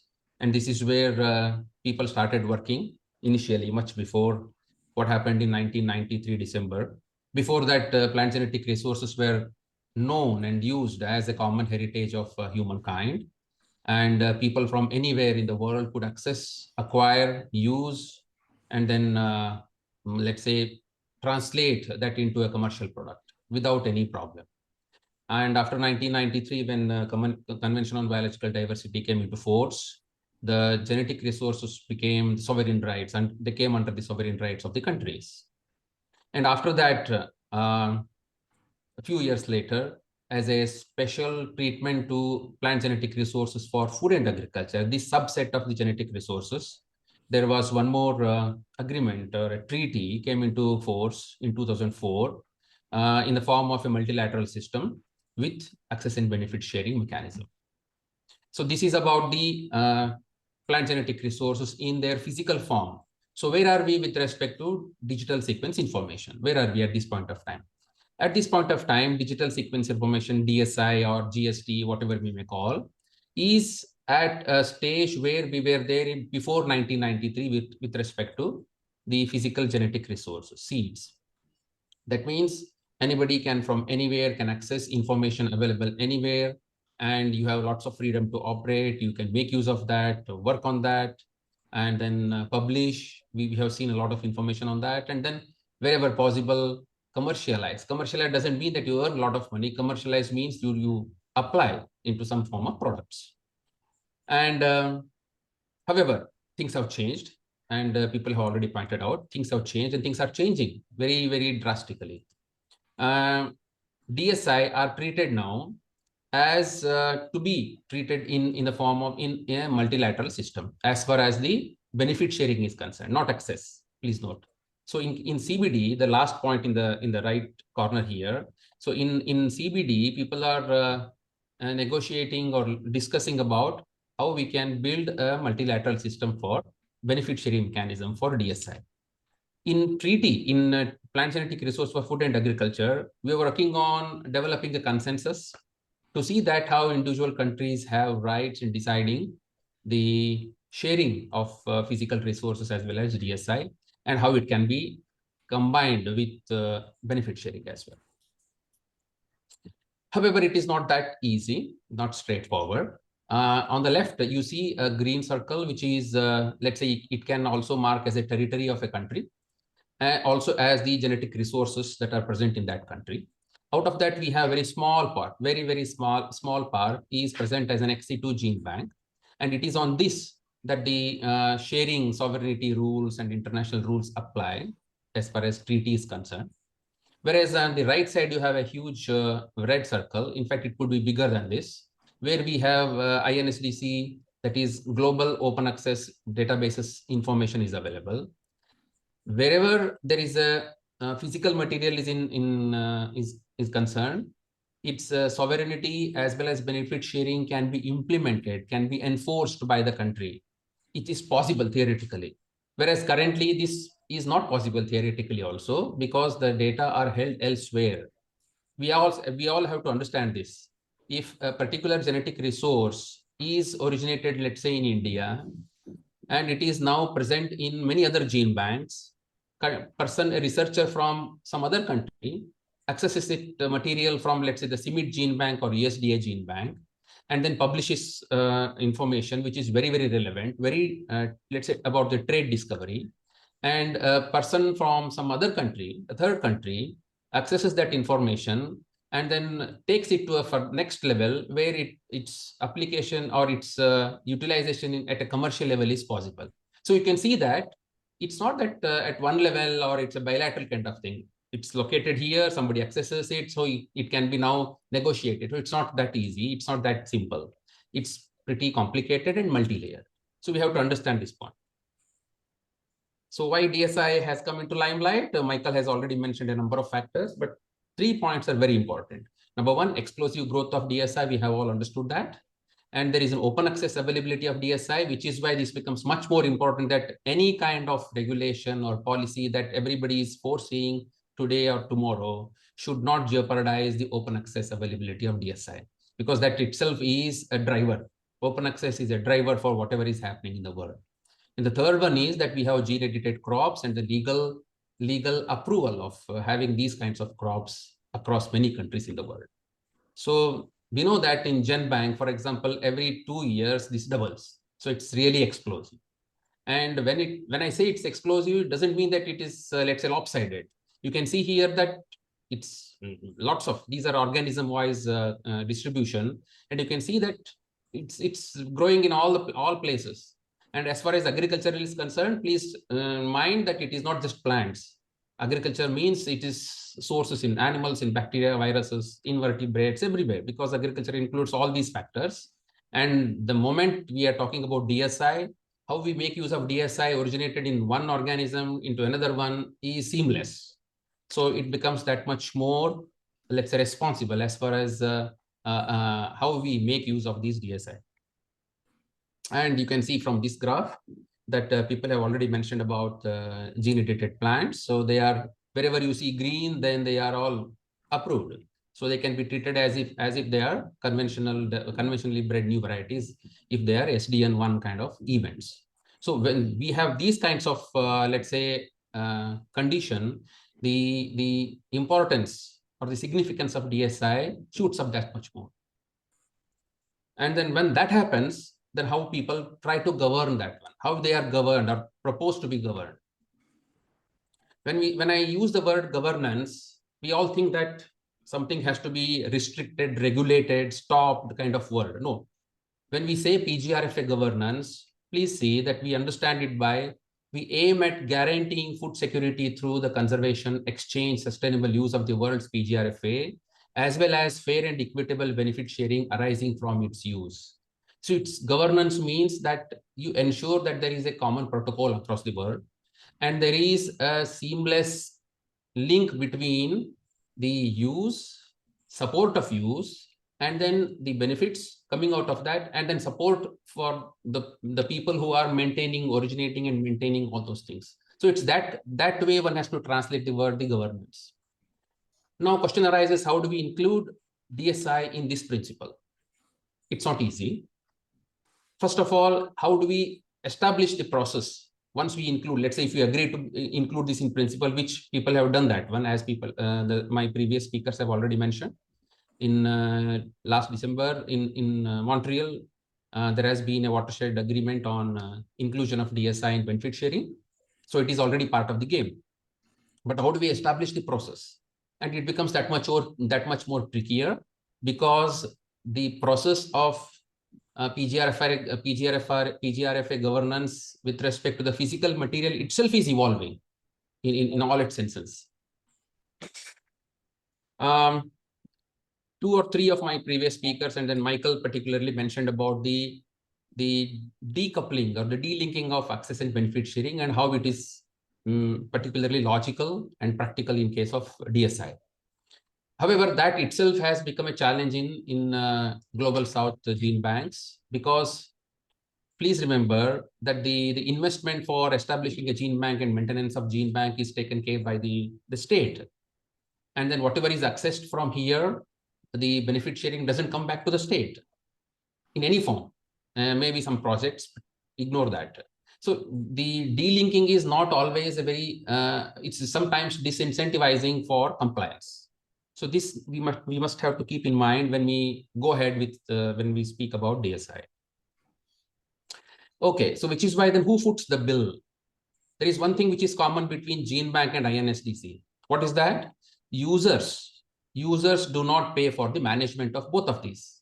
The gene banks which are present anywhere, the users, for example, ultimate one who is trying to access one seed packet, one seed lot, one accession, or somebody who downloads say a few hundred, a few thousand sequences, we do not as users pay for the management, the maintenance, or etc. of the gene bank or the INSDC databases, huge databases. They all cost a lot of money. Gene bank material, which is why is through an MLS, multilateral system, and it goes to the user. And when user accesses that, on the right-hand side, there is a stark difference between what happens in case of genetic material and the DSI. In case of seeds, for example, although access is free, there is a material transfer agreement. Every user has to sign a material transfer agreement for specific conditions. One of them, of course, is of sharing of any kind of benefits coming out of commercial utilization. Whereas in case of DSI, as on today, access is free, yes. They also have a freedom to operate. They also can explore possibilities of intellectual property rights. So there are some of these tricky issues that are becoming impediments in our when we start working on negotiations. When people from Global South and Global North sit together around a table, it's not that whether we agree for free access, everybody agrees for the free access. There is hardly any deviation in that. But when you extend that one to all these things, freedom to operate, IPRs, what happens to that, how do we take care of the benefits? So it is that later stages that there are disagreements. So these disagreements become serious differences, and then we break down in our negotiations. Which is why, sorry, there is a question mark after INSDC here. There is no material transfer agreement, but we foresee that some of these kinds of agreements will be there in future for the users who are downloading data from these INSDC databases. And first step in that direction is this, that is, you would like to see from where these sequences have come, the organisms, from where these, the source of organisms, and the date when these were collected, from where they were collected, when they were collected. So they become important as a first step in tracking. So in 2021 policy of the INSDC, the policy encouraged, when people started submission of data, they encouraged submission of the contextual metadata. That is, in simple terms, country, latitude, and longitude, from where their sequence data were determined, from where you extracted that. And the latest policy, 2023 policy, contextual metadata has become compulsory for newly registered biosamples after May 2023. And it is in place already. And by 2024 of this year, this is going to become compulsory for all uploads, all submissions to the gene banks, including the SRA sequences, GenBank data, okay, with or without biosamples. That means slowly and slowly, the INSDC, GenBank, all these people, the databases have realized the importance of contextual metadata if they want to let's say, help, assist, facilitate the process where people are, the process which people are talking in CBD or elsewhere. So when we talk about DSI and benefit sharing, when this should happen. So everybody, all of us, today, there is no second, let's say, an opposing word on this, that access should be unrestricted. So where do we have a trigger point for benefit sharing? So that's the moot point in all negotiations, whether it is the working group in CBD or in other places. When do we have a trigger point? What is the trigger point for benefit sharing? Okay, so that differs in different places. In treaty, because we work on specific species conserved in gene banks and then for specific uses, so it becomes a little more easier for us to have a framework. We are trying to build on that, but otherwise this is a very important question: when and how this triggers benefit sharing. And the second one is about how do we let's say ensure that there are benefits shared. We all talk only about the monetary benefits, although Michael mentioned about non-monetary benefits, which are very, very important. According to me, they are far more significant than monetary benefits. It's user-based payments, excellent, short-living, you pay and then it is finished. But non-monetary benefits are much more long-term in nature, much more within the system. They embed themselves back within the system. For example, when people access material from MLS in seeds and they make use of that one, they improve. These improved genetic material comes back to the MLS. Now they all become part of the MLS. That means there are already benefits shared there. Similarly, how DSI, which are, let's say, not in the form of a raw sequences, when people identify specifics of that one, Sally just showed all sorts of details and how excellently the people can do that. So they all come back to the databases, and then they themselves are non-monetary benefits, a part of a kind of non-monetary benefits. And the technologies and then the capacities that are to be developed. Technology, some of the technologies Sal mentioned, capacity development as CGR programs Michael mentioned. So all these are already, let's say, it's not that something new somebody is, let's say, advocating. They're all part of discussions around the globe, and people are working on them in different ways. What is required today is to just bring all those energies together and then, let's say, harmonize the efforts. Fourth point is on DSI and gene banks. I thought Michael would mention some of these points. When people come to, let's say, gene banks, once, let's say, we all become successful in another 2 years, 2025, CBD is successful, treaty is successful in establishing some kind of framework, protocols, we have guidelines, everything is in place. So what do we foresee? Do we foresee that people, when they demand, let's say, 25 accessions of so-and-so trait, are we going to also provide the seeds, passport data, trade data, biochemical data, and then DSIs along with that? That means, is it the onus is on gene banks? That means gene banks are now going to participate in implementation of these multilateral systems that are finalized elsewhere? Is it that we are foreseeing?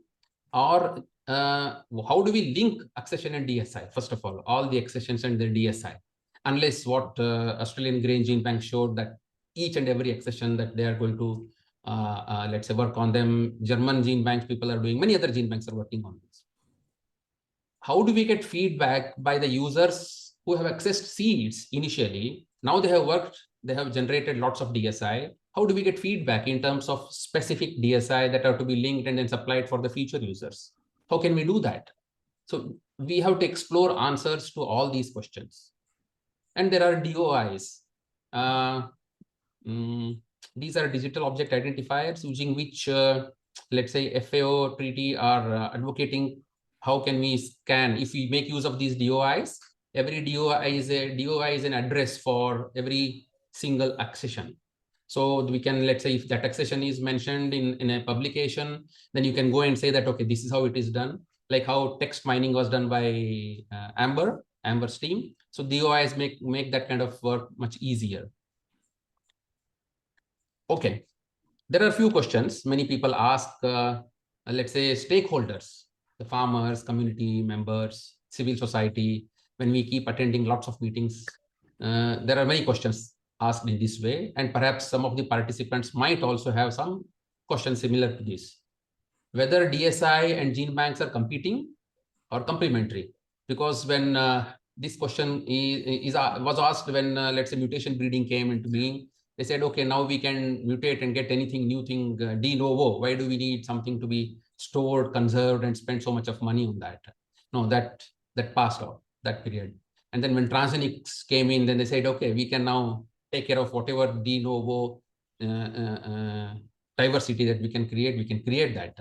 That period also passed off. Now we have gene editing technology, gene editing era. However, please remember that DSI does not replace gene banking. In fact, DSI is complementary. DSI, if we think that DSI is something we will implement after we sign and agree on all these agreements, no. The use of DSI, the application of DSI has been happening since many years now. All these marker assisted programs and how we have made use of that one in India, and how lots of these marker and many other sources have been used in as an additional tool for characterization and evaluation of gene bank accessions. How can we facilitate the trade discovery? How can we make lots of different subsets? And there is nobody who is better in this than Rajeev himself. And then how can we make use of these in duplicate identification, many other things, rationalization of gene bank resources.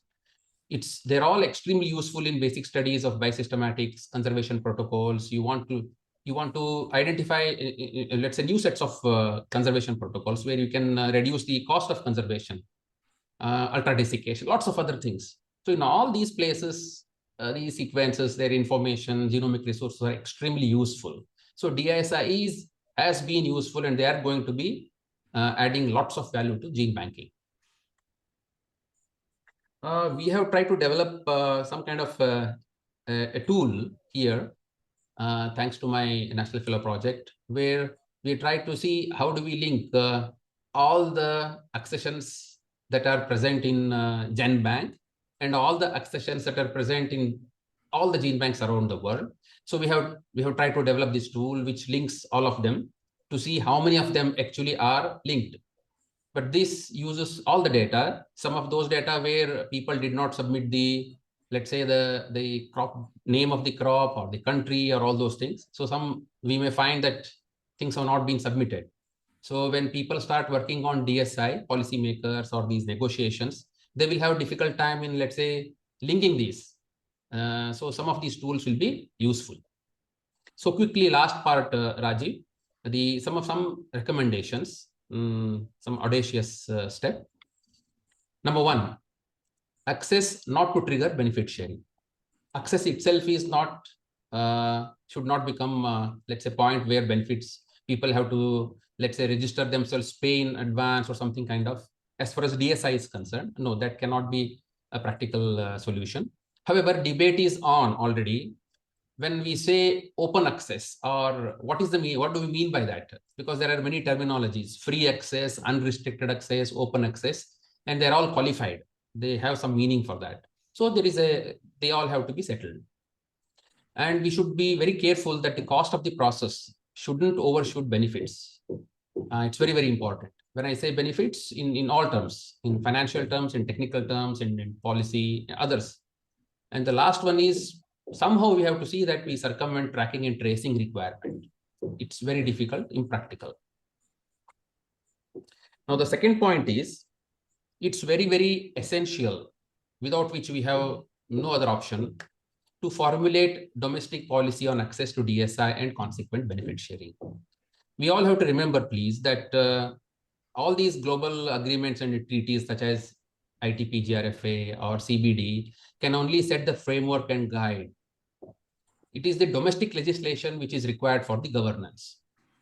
These are called as legally binding agreements. What do they mean? That means you have to establish some legislative framework within the country so that you implement them. And all the time, it is the domestic law that is overarching, that the domestic law has the final say. So whatever the let's say Indian law says, this is how it should be done. That's it. even if we have signed, if we are the signatories of the treaty or CBD, it is the domestic law which has the final word, which is why we have to develop this domestic policy on access to DSI and then benefit sharing, how we should do, what we can do. In this, in CBD, we already have a multilateral system being proposed. People are talking about that. As co-chair of the treaty MLS enhancement process working group, we are having some, let's say, discussions with the co-chairs there, how they are doing. One thing which is you all it's an important take-home message is none of these committees, whether in treaty or whether in CBD, we are trying to define DSI. That is not the objective at all. We are not trying to define DSI and then kind of things. We are only trying to see how its access is unrestricted and how benefits can be gathered. So these are the only two objectives. In India, National Biodiversity Authority is trying to formulate the rules of these in 2024. So it's important that Academy or ICAR or all these, they participate in this particular process. Now, Sunil, can you please last. Sorry. Thank you. Amber mentioned about this. So India should come out of provider attitude while developing policies and adopt a user attitude by developing infrastructure and HRD. So it's very, very important. We should not feel that we belong to Global South and kind of thing. So it's very important that we see the future and accordingly work on that. Unlike what Australia is doing, where the Grain Gene Bank itself is trying to work on DSI, in India, we have a different system, different setup. So we have to see that whether the gene banks are having enough expertise, experience and funds to carry out these kinds of work, or we have other crop-based institutions, other institutions under DBT, DST, lots of institutions in India, and how do we collaborate and have a network and then work on this? That has to be explored. I thank ICAR for supporting me as an international fellow, NVPGR and my colleagues there, and then international treaty. My deliberations in all these places have contributed to my knowledge and my participation in all these discussions. Thank you very much for this opportunity and your patience. Thank you very much, Sunil, for very good presentation and also very nice slides and presenting some of these positions from the Gene Bank and India perspective. This is highly appreciated. So I understand that, yeah, so we really had very good presentations from our different panelists, which they cover lots of ground. So this was fantastic. Now I would like to hand over the session to my fellow co-convener and Professor K.C. Bansal, who is sitting at NAAS headquarters together with Dr. W.S. Lakra. So Professor Bansal, now please moderate the session. Whenever you want, I also have taken 2-3 questions from this chat, but you please continue now and then we will take up these questions. And as I said, those people who are joining online, they can keep on typing their question and then we can take up the question from here. Yes, please. Professor Bansal, to you. Okay. Thank you very much, Professor Rajeev Varshney and all the elegant, eminent speakers, of this particular discussion we had so far on digital sequence information in agriculture. We are very pleased to organize here at this National Academy of Agricultural Sciences, thanks to Professor Rajeev Varshney, the Foreign Secretary, Dr. Lakra, the Secretary, and Dr. Himanshu Pathak, the President. But then now the session is open for discussion and for questions. We have about originally slated 30 minutes, but we can try to even conclude earlier if possible. But I would certainly encourage some questions, from the audience or even amongst all of us, those who have spoken already, some kind of questions to have clarification further to move on this very important subject. So over to anyone who'd like to ask a question. You may kindly raise your digital hand or you can speak out, by putting your system on. So Professor Bansal, there are already 1 or 2 questions. If you wish, I can read from here. Can you please go ahead? Yeah, please. Yeah. So one question is from Devshri Singh, and she is asking to Sunil, and she says that as you mentioned, the data which is published is accessible to all, and some other group might use it to identify something very important. Isn't this a setback for the group who actually sequence the data and is working on it to come up with something unique and beneficial? Though I believe people might have different interpretations to the same data, but it is still possible that the group which sequenced the data was also working in the same direction. Would you like to respond something on that, Sunil? You need to unmute, please. The answer is no. It's not a disadvantage at all. See, it's so it might appear that the person, for example, after the human genome was sequenced in USA, the first resequencing took place in Japan. So they started working on that. So it doesn't mean that the USA was at a disadvantage. Absolutely not. Yeah. Everybody will have equal opportunity in that. So Professor Bansal, there is another question because I can read from here. So if you ask me, I can keep on asking. No, please go ahead because I don't have the computer before Yeah, me. so there is another question, and I think this is very little bit provocative question or so. And this is again to Sunil, that one of that participant understand India has a specific domestic law for not promoting DSI. And this is also very, interesting point that somehow that people, they get that kind of perspective because of very conventional or like national domestic databases.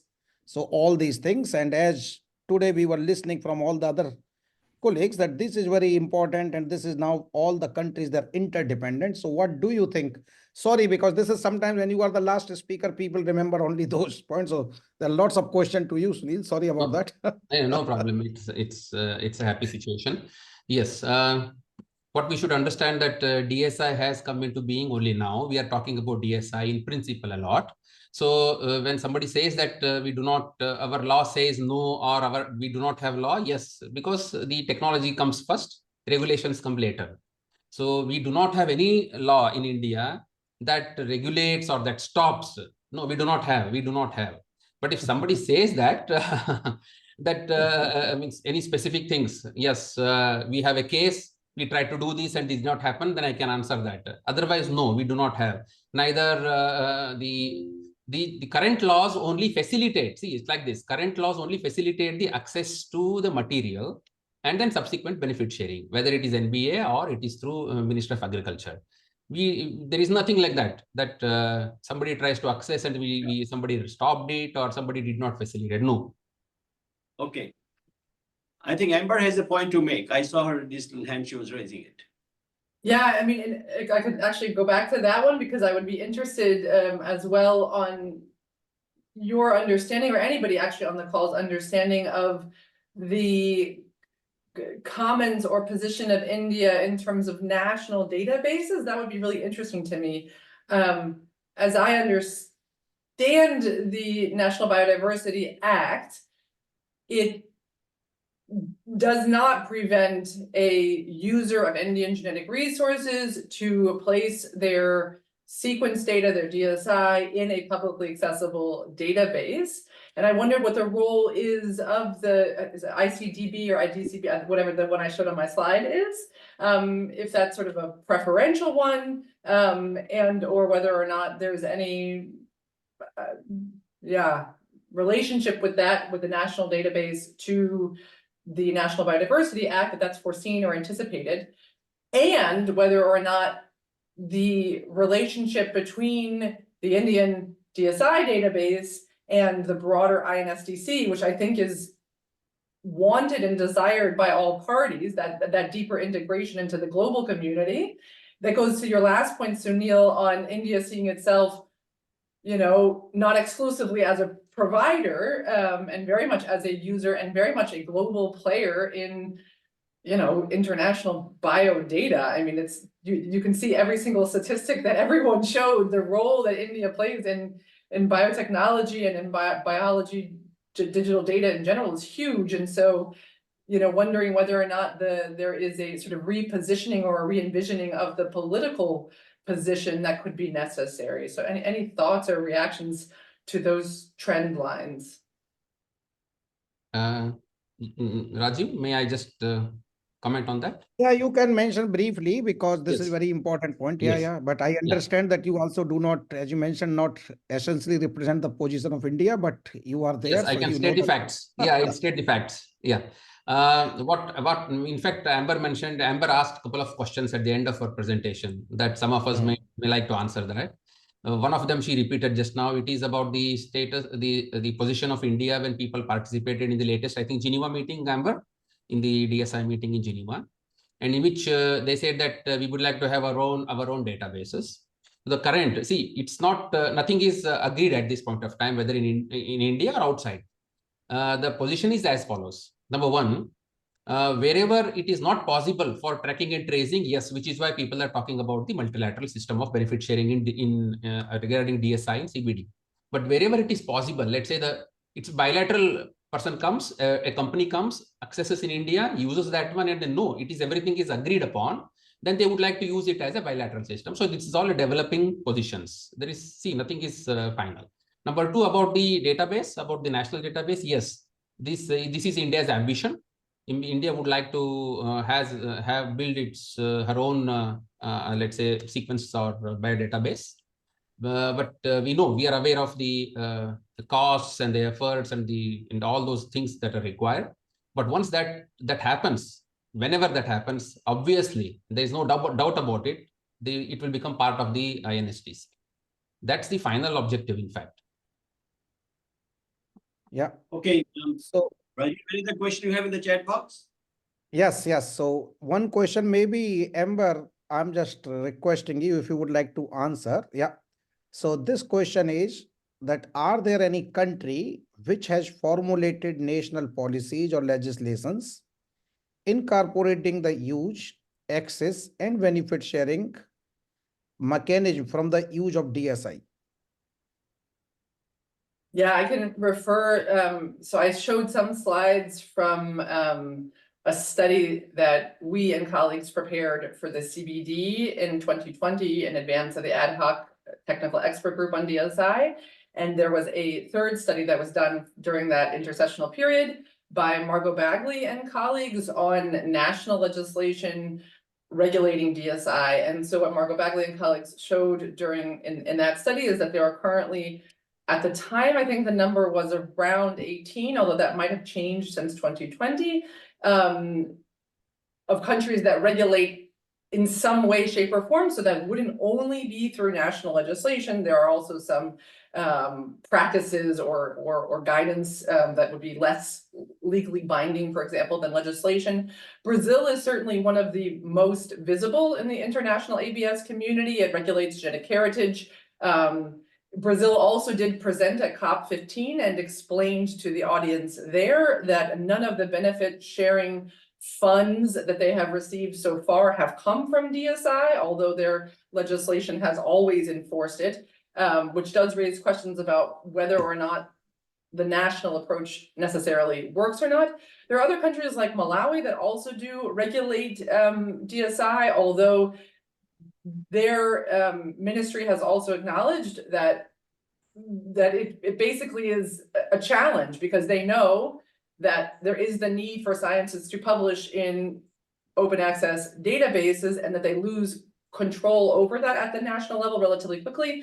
And interestingly, that colleague is, or Malawi is also co-chairing together with United Kingdom, the CBD process for DSI. And so I think that there's some deep knowledge about the experience of the national approach versus the non-national approach. The biggest challenge, if I may, is right now, in a legal sense, and I'm not a lawyer, but in a legal sense, if a country sort of preemptively now starts to develop national DSI legislation before the 4 different UN fora that are making rules on benefit sharing, if they get out ahead of the international process, you might do it wrong. You might create rules that are incompatible with the future decisions. And so my understanding is that the CBD Secretariat is advising countries not to make rules on DSI to the extent that they don't need to. Of course, every country can under its own sovereign rights. Nobody can tell you not to, but that there's strong guidance not to do that, because you might end up with a national system that's incompatible with the international system and create a lot of pain and confusion for your users. So I think that's kind of the state of play right now, is take it easy, everybody. Yeah. Thank you, Amber, for this question.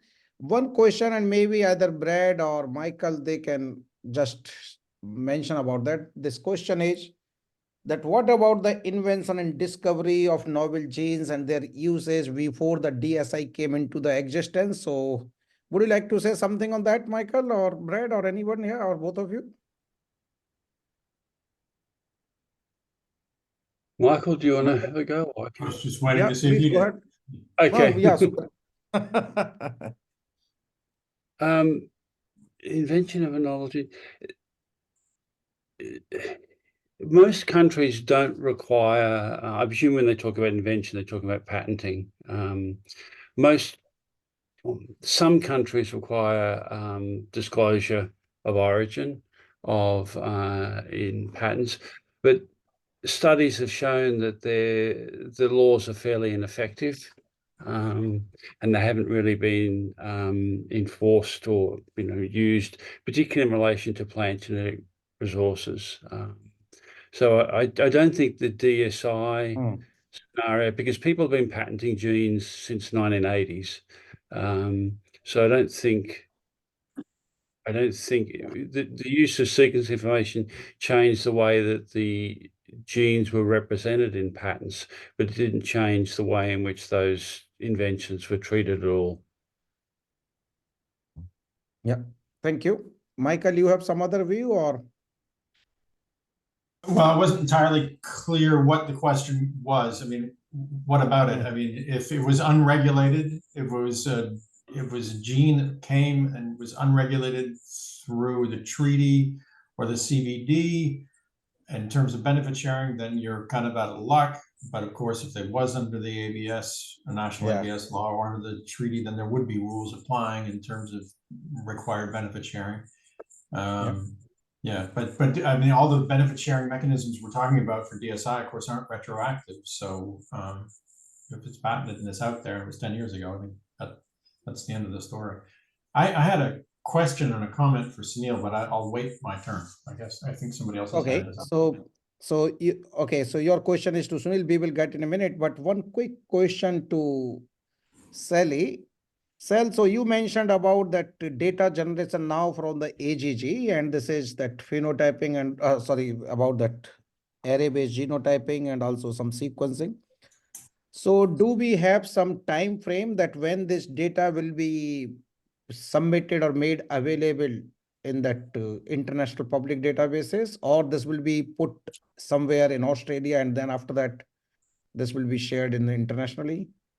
No, it'll be open access internationally. It'll go in the Harvard Dataverse. We're expecting to put a large volume of data up in the next month. We've genotyped quite a significant proportion of germplasm already, so we're aiming to make it available once it's processed. Okay, very good. Thank you. So, Professor Bansal, there is one question from Rajneesh Paliwal. Rajneesh, you would like to ask the question directly, then you can just switch on our video, then we will be going back to Michael to ask his question to Sunil. Yeah, Rajneesh coming. Thank you very much for allowing me for this, and greetings to all from Africa. So my question, because I'm working in the IIT Gene Bank, and CGR has a big gene bank, and India also a lot of things. So I will say, can we make in this DSI policy to enforcement of the use of the DOI in place of the accessor name? Because for the people are using the accessor name, the name of the putting the name is a different way, sometimes dash, underscore, and many things. So we cannot track what the really useful of the particular lines. So for the future use, we can put must DOI use as with the DSI, not the accessor name, and really it will helpful for the future use.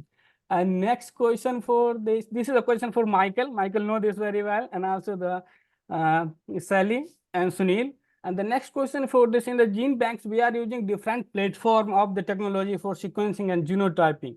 And in the big frame, we can make sometimes somewhere one place, okay, gene banks, or maybe something could utilize these things for genotypes, so that it's common platform and people can joint analysis like India or Africa lines or something like we have the copy, but the platform is different. It's not easy to joint analysis. So I don't know in the future, you think on that side, yeah. So Sunil, we will ask your first part of a question to Michael to respond about that point of the DOI to put in the, enforcement, especially in from the CGR perspective, Michael. And the second question I will direct to Sal. Michael, please. Yeah, no, I think that's a great idea. In fact, we just published a paper on how do you know what plant genetic resources are actually in the multilateral system, and there's some confusion about that. It's not always obvious. So yeah. I think as part of the enhancement of the function of the multilateral system, I think one of the things that's on the table is countries being much clearer about what materials in the multilateral system, and also I think it's a really good idea, promote, enforce use of those DOIs so that we can link sequence information and other research information back to the materials in the multilateral system. Otherwise, the global information system doesn't live up to its potential, and we're not adding value to a global good. And as for the DSI that we're dumping online, a lot of the times it's on databases that are completely open access with anonymous access and downloads, and in some cases they're subject to data use agreements saying they won't seek patents over or intellectual property over the data as such. We have a bit of a mix. We're not harmonized yet. Yeah. So I just would like to add that even for the chickpea, when we generated this whole genome sequencing data for 3366 chickpea lines, in that paper in Nature, we also have provided the DOI along with the access and ID, so that now you got those connectivity with the DOI, with that sequence information of the different accesses, and back to that germplasm like unique identifier. So I think having these connections is really very important. Okay, good, thanks. Sal, you want to say something? Yeah, I guess, the AGG has the same approach, DOIs across all germplasmic sessions, which is part of the metadata. And it's linked back to the physical packet, not just the accession level. So the DOI is accession level, but the metadata has the inventory ID as well. So we know exactly what generation of that seed line comes in. In terms of the interoperability between different genotyping platforms, that's a problem that's going to be around for quite some time. Different programs have different preferences, different technologies are available to different people. I think there needs to be more work done so that we can really improve the linkage or connection between different data sets. And there's some applied bodies of work that are happening around the world for that at the moment. As part of our program, we're working closely with CIMMIT to try and do exactly that with their data sets. To make sure that there's enough connection and compatibility between their data markers and our markers to interpret the data sets together. Yeah. So now in the interest of time, I think only we will go for two questions, one from Michael, and then next one is from Amber. Then we will get back to Professor Bansal. Michael, you had one question, right? Right. Yeah, thanks. No, it was to respond to a comment from Dr. Archak and to reflect on it a little bit. You said that delinking benefit access and benefit sharing is a disincentive for some countries, and I fully appreciate that that's the case. On the other hand, you also said that data access to data access and benefit sharing need to be separated. You can't, and that there shouldn't be tracking and tracing. So in a sense, it seems like this delinking is a bit inevitable. Isn't then the problem or the challenge to make the delinking or to promote it in a way that is palatable, that makes it acceptable? And I would say that there are two things two arguments to be made in that regard. One, if you delink there are some ways of delinking that completely address the problem of avoidance. Right now, we have an enormous problem of avoidance. Some countries don't even have ABS laws. They would need to have them. And in other cases, you can always find alternative sources of material to use in your products after you've done the research with the upstream material that you may have gotten through the multilateral system. So I think, so that's one thing. So we addressed the problem of avoidance up front, which is a huge benefit in terms of raising more money, and that's an incentive for liking a benefit sharing, delink benefit sharing thing. The other thing, and I think this is a lesson we can learn from the plant treaty. We've had this fund. Okay, it hasn't been a lot, but $22 million, but it's all been subject to competitive grants. And some countries, despite having made multiple competitive grant applications, proposals, have never got money. They, of course, are not going to be those that trust this delinking. They're going to say, no, I want my sovereign control over my resources so that at least I have a chance of getting material. So I think one response to that is to say, look, we're going to have more money than ever in a global fund if we delink, and we will guarantee that countries will get benefits back from it according to some formula, be it there could be multiple streams of payment from an international fund, but there needs to be a guarantee to countries that they will get X% of the money from that fund. Otherwise, yeah, you're not addressing a fear that a delinked system will leave them high and dry. Yeah. I think very well said. So Sunil, I don't know whether you would like to say something. Michael already said, but if you want to say, yeah, so that's fine. Thank you. Michael, you have another point? You have raised your hand? No, I'm trying to lower it. Okay, lower it. Okay, thank you. Amber, please come in here. Yeah, no, I'll lower it in advance, so I don't have to do it afterwards. I wanted to come back in on the comments on retroactivity and patenting and benefit sharing a little bit. It's just a note for the new High Seas Treaty for marine genetic resources that are collected in areas beyond national jurisdiction.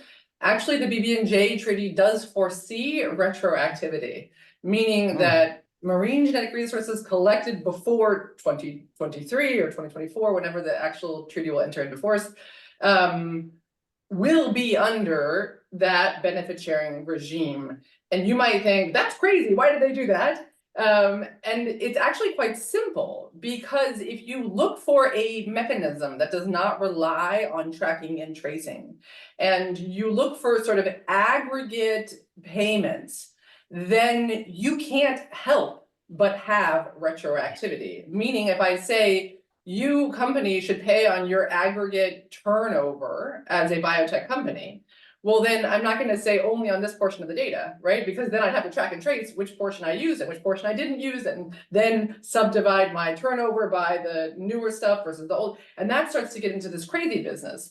So I think that from a scientific point of view, there's a certain palatability of retroactivity if, and only if, the benefit sharing mechanism is truly decoupled from individual sequence records. Meaning that we say the use of the global data set is the bright line, right? If you do that, then you should be paying into the system. And then the retroactivity doesn't really matter, because it just means you touch the global data set, you're kind of into the benefit sharing system.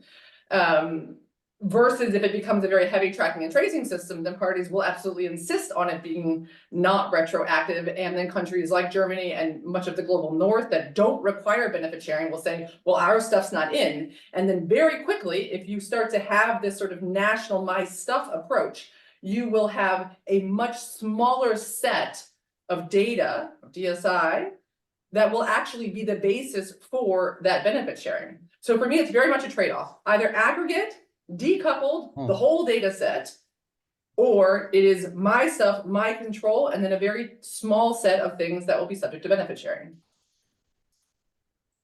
Valid point. Thank you very much, Amber. So this was really good. I think to close this session for the question. I know that there were many other questions, but because of the time constraint, we are not able to take up lots of questions. Now I would like to go back to NAAS headquarters and back to Professor Bansal. So Professor Bansal, okay, before we go, Sunil, you have some point? You have raised your hand, yeah? Very quickly, if you have quick point, yeah. Yeah, thank you very much.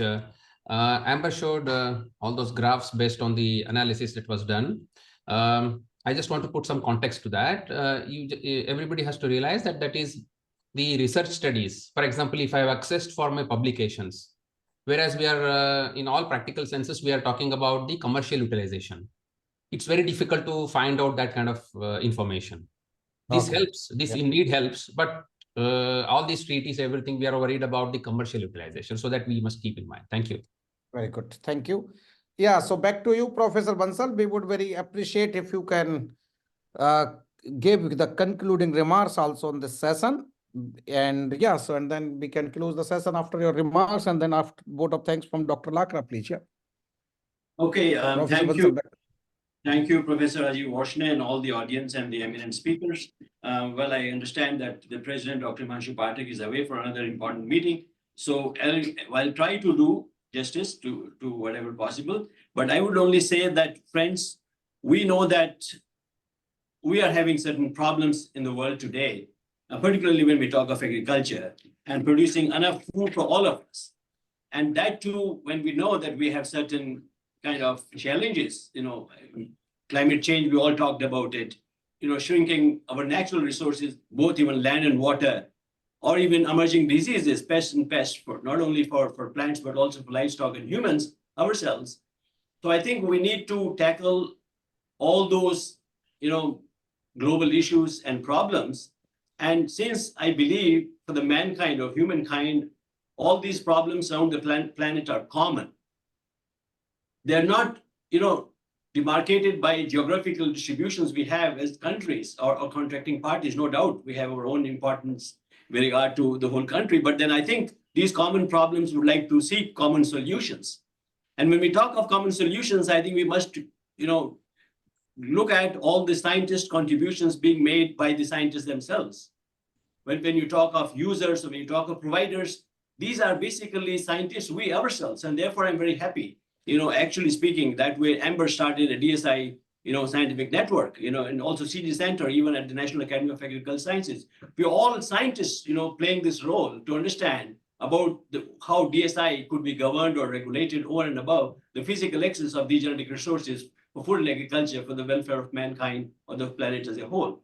So that brings me to a message that we started with conventional breeding, no doubt. All these laws and international treaty and governance is based on the physical access to these, resources, genetic material, as Michael Halewood just mentioned clearly, and that there it was, access and benefit sharing. But now I think I agree with most of the presentations, particularly Amber overemphasized the point, which is true, that kind of open access and benefit sharing, and finally moving towards multilateral access and benefit sharing. I think we have to recognize the importance of all this, and also when we know that we're all interdependent, all countries interdependent, not only in DSI, we have been interdependent all through, even continue to do so for producing enough, by exchange of these germplasm and resources throughout the globe. So to me, it appears that the voice of scientists, yes, must be heard, while appreciating the jurisdiction of various national governments, or the contracting parties to all these international conventions or international treaties. It's very important. But at the same time, we must also know, and as I mentioned, and as mentioned by Michael Halewood, we cannot go back now at this stage. If we think of going back, probably no. So therefore, we must try to find out a way ahead, and only scientists can probably, this is my own personal feeling as well as the scientist in this area for about 30, 40 years, that only scientists alone can provide and give these benefits of knowledge and information to the policymakers. So therefore, Amber, what you mentioned, that science and policy together must work and try to find out the solution to this burning issue of DSI. And I will not, of course, deal here at the moment to talk about, I think there was some convergence here within the panel here, that whether DSI need to be defined or DSI need not to be defined. I think most of us, we do agree, and I personally as a scientist agree that I think DSI must be defined. It must be having a proper definition to move on. Therefore, it will help us in devising the mechanisms of benefit sharing, which we are talking about it.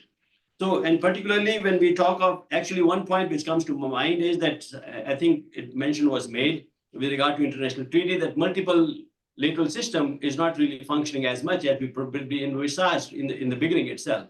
I've been a party to it myself, for several years ago. I think the reason there could be that because we're talking of use of genetic resources through a process of conventional breeding, which takes no less than about 8 to 10 even more years before the product is commercialized. But when we talk of use of DSI, I think that problem is not going to be there as much, because I feel that the genome editing, for example, is going to give you a product within a span of 2 years or maximum of 3 or 4 years. So there could be a better realization of benefit sharing when we talk of commercialization point of view. So I think these things also must be kept in mind. I believe that the multilateral system is going to work on. And I agree with Sunil that he mentioned about it, that in case there's an India database being developed, maybe that could be utilized for on a bilateral basis. But then India also cannot go back, as a scientist, what I feel is not to accept any other system which is going to be governed globally. And thanks to Amber again to remind us that CBD, I think, is advising rightly all these national contracting parties that let's not go into overboard of talking more of DSI and making those rules and regulations when we know the international negotiations already going on. And I'm happy that in the last COP, it was kind of agreed that, okay, we will agree on these certain aspects of DSI and we try to move forward. So I think there's positivity already happening at the international fora, but more as scientists, we must try to feed information to our own national level policymakers that what way are we going to get more benefited with the use of DSI. And DSI, of course, has been always in use since the time we started, sequencing the genomes, identifying genes, even from not only from plants and across the biodiversity, we have genes, from bacteria useful in case of plants as well. So therefore, I think it's important, to me, looks like to still continue with that kind of discussion, as we had it today, and many of us are partner in other such meetings. Global Plant Council, for example, is cooperating and collaborating with the DSI Scientific Network, and there's an upcoming meeting again of CBD, sometimes, and we think should be all contributing. The point is, can we, make a voice as scientists while respecting, as I mentioned before and repeated, the national laws and national legislation, which are again derived from all these international treaties as well. So whether the subscriber fund by the user or the payment to be paid by the national fund, I think these all need to be still discussed, I believe. But scientists, how they feel should be taking it forward, to meet up peers. I think so. Therefore, friends, I'm very happy that all these elegant speakers, we know them personally. Though we have not met them, over a long period of time, they have contributed significantly. I'm benefited, and I personally, in fact, thank Professor Rajeev Varshney to take me along to organize this meeting here at the National Academy of Agricultural Sciences. But a long way to go. But I believe we are getting there. I think things are getting more and more clear with these kind of discussions, and I hope that we'll be able to make a joint action plan from this discussion, as was actually mentioned, advised by the Honorable President of the National Academy of Sciences. If we can do that, and I will request Rajeev to kindly take the lead, I'll be happy to join him, and with all the other speakers and those of us who would like to join, should make a document, which can add value to the existing going on discussions, at the international level in different fora, as was mentioned. So with this, friends, I don't want to go on this because we already overshot the time. But then I must also, on my own behalf, as a scientist in this area, or as the former secretary and the co-convener of this group, of this discussion, thank Professor Rajeev Varshney, thank you all in the audience and the elegant speakers for making this very lively discussion. Thank you very much. And now I think time for you to, Rajeev, or me to discuss and invite, in fact, Dr. W.S. Lakra, who has been quite patiently listening to all of us. He is, by the way, a very well-known scientist in the area of fisheries biotechnology, who has contributed significantly. He's been here as a secretary, for the last about 2 years at the National Academy of Agricultural Sciences. He's been a vice chancellor, the president of a university, and the director of big institutions, contributing significantly to the Indian Council of Agricultural Research. So with this, friends, while I thank you personally on my own behalf, but maybe I will request Dr. Lakra, the secretary of the National Academy, to propose a formal vote of thanks, on behalf of the Academy. Over to you, Dr. Rajeev, if you have any other things to mention before I request Dr. Lakra.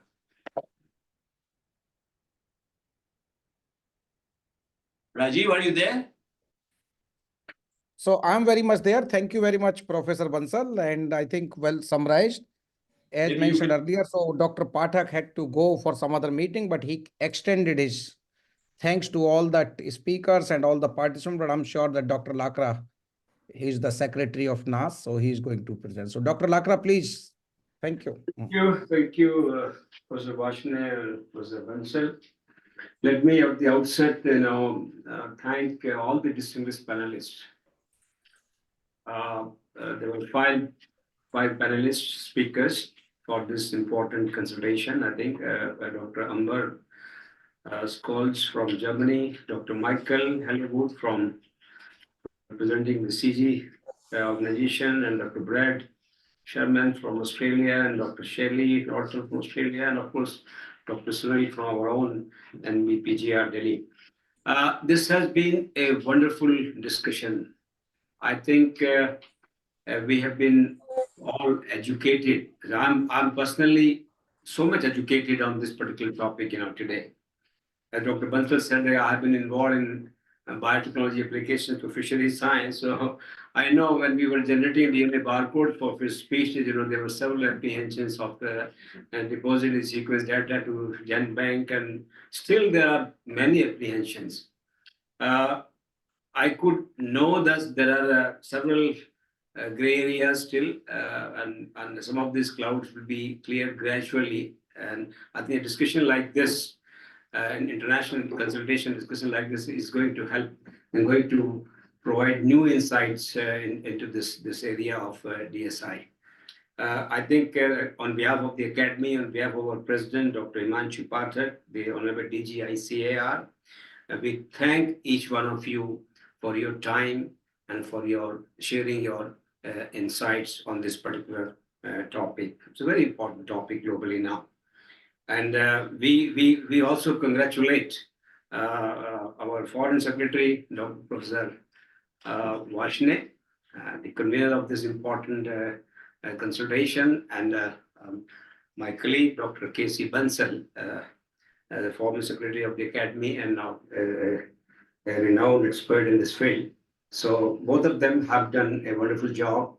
And I think, and I also thank all the participants, all those who have joined online. There were several participants, very interesting questions they raised, and then the explanations, and then the response was also on the same, spirit. So we thank each one of you for your time and for your contribution, and we look forward to your continued interaction, continued dialogue, and support to the Academy. Thank you so much. Thank you very much. So with these words, we would like to thank once again everybody. And this was fantastic session. And thanks everybody, and have a great evening, great day. Thank you very much. And we close the session now. Thank you. Thank you. Thank you. Thank you, Michael. Thank you, Thank you. See you later. Thank you. Thank you, Rajeev. Thank Thank you. Bye. Brad. Bye-bye. Thanks, everyone. Bye-bye.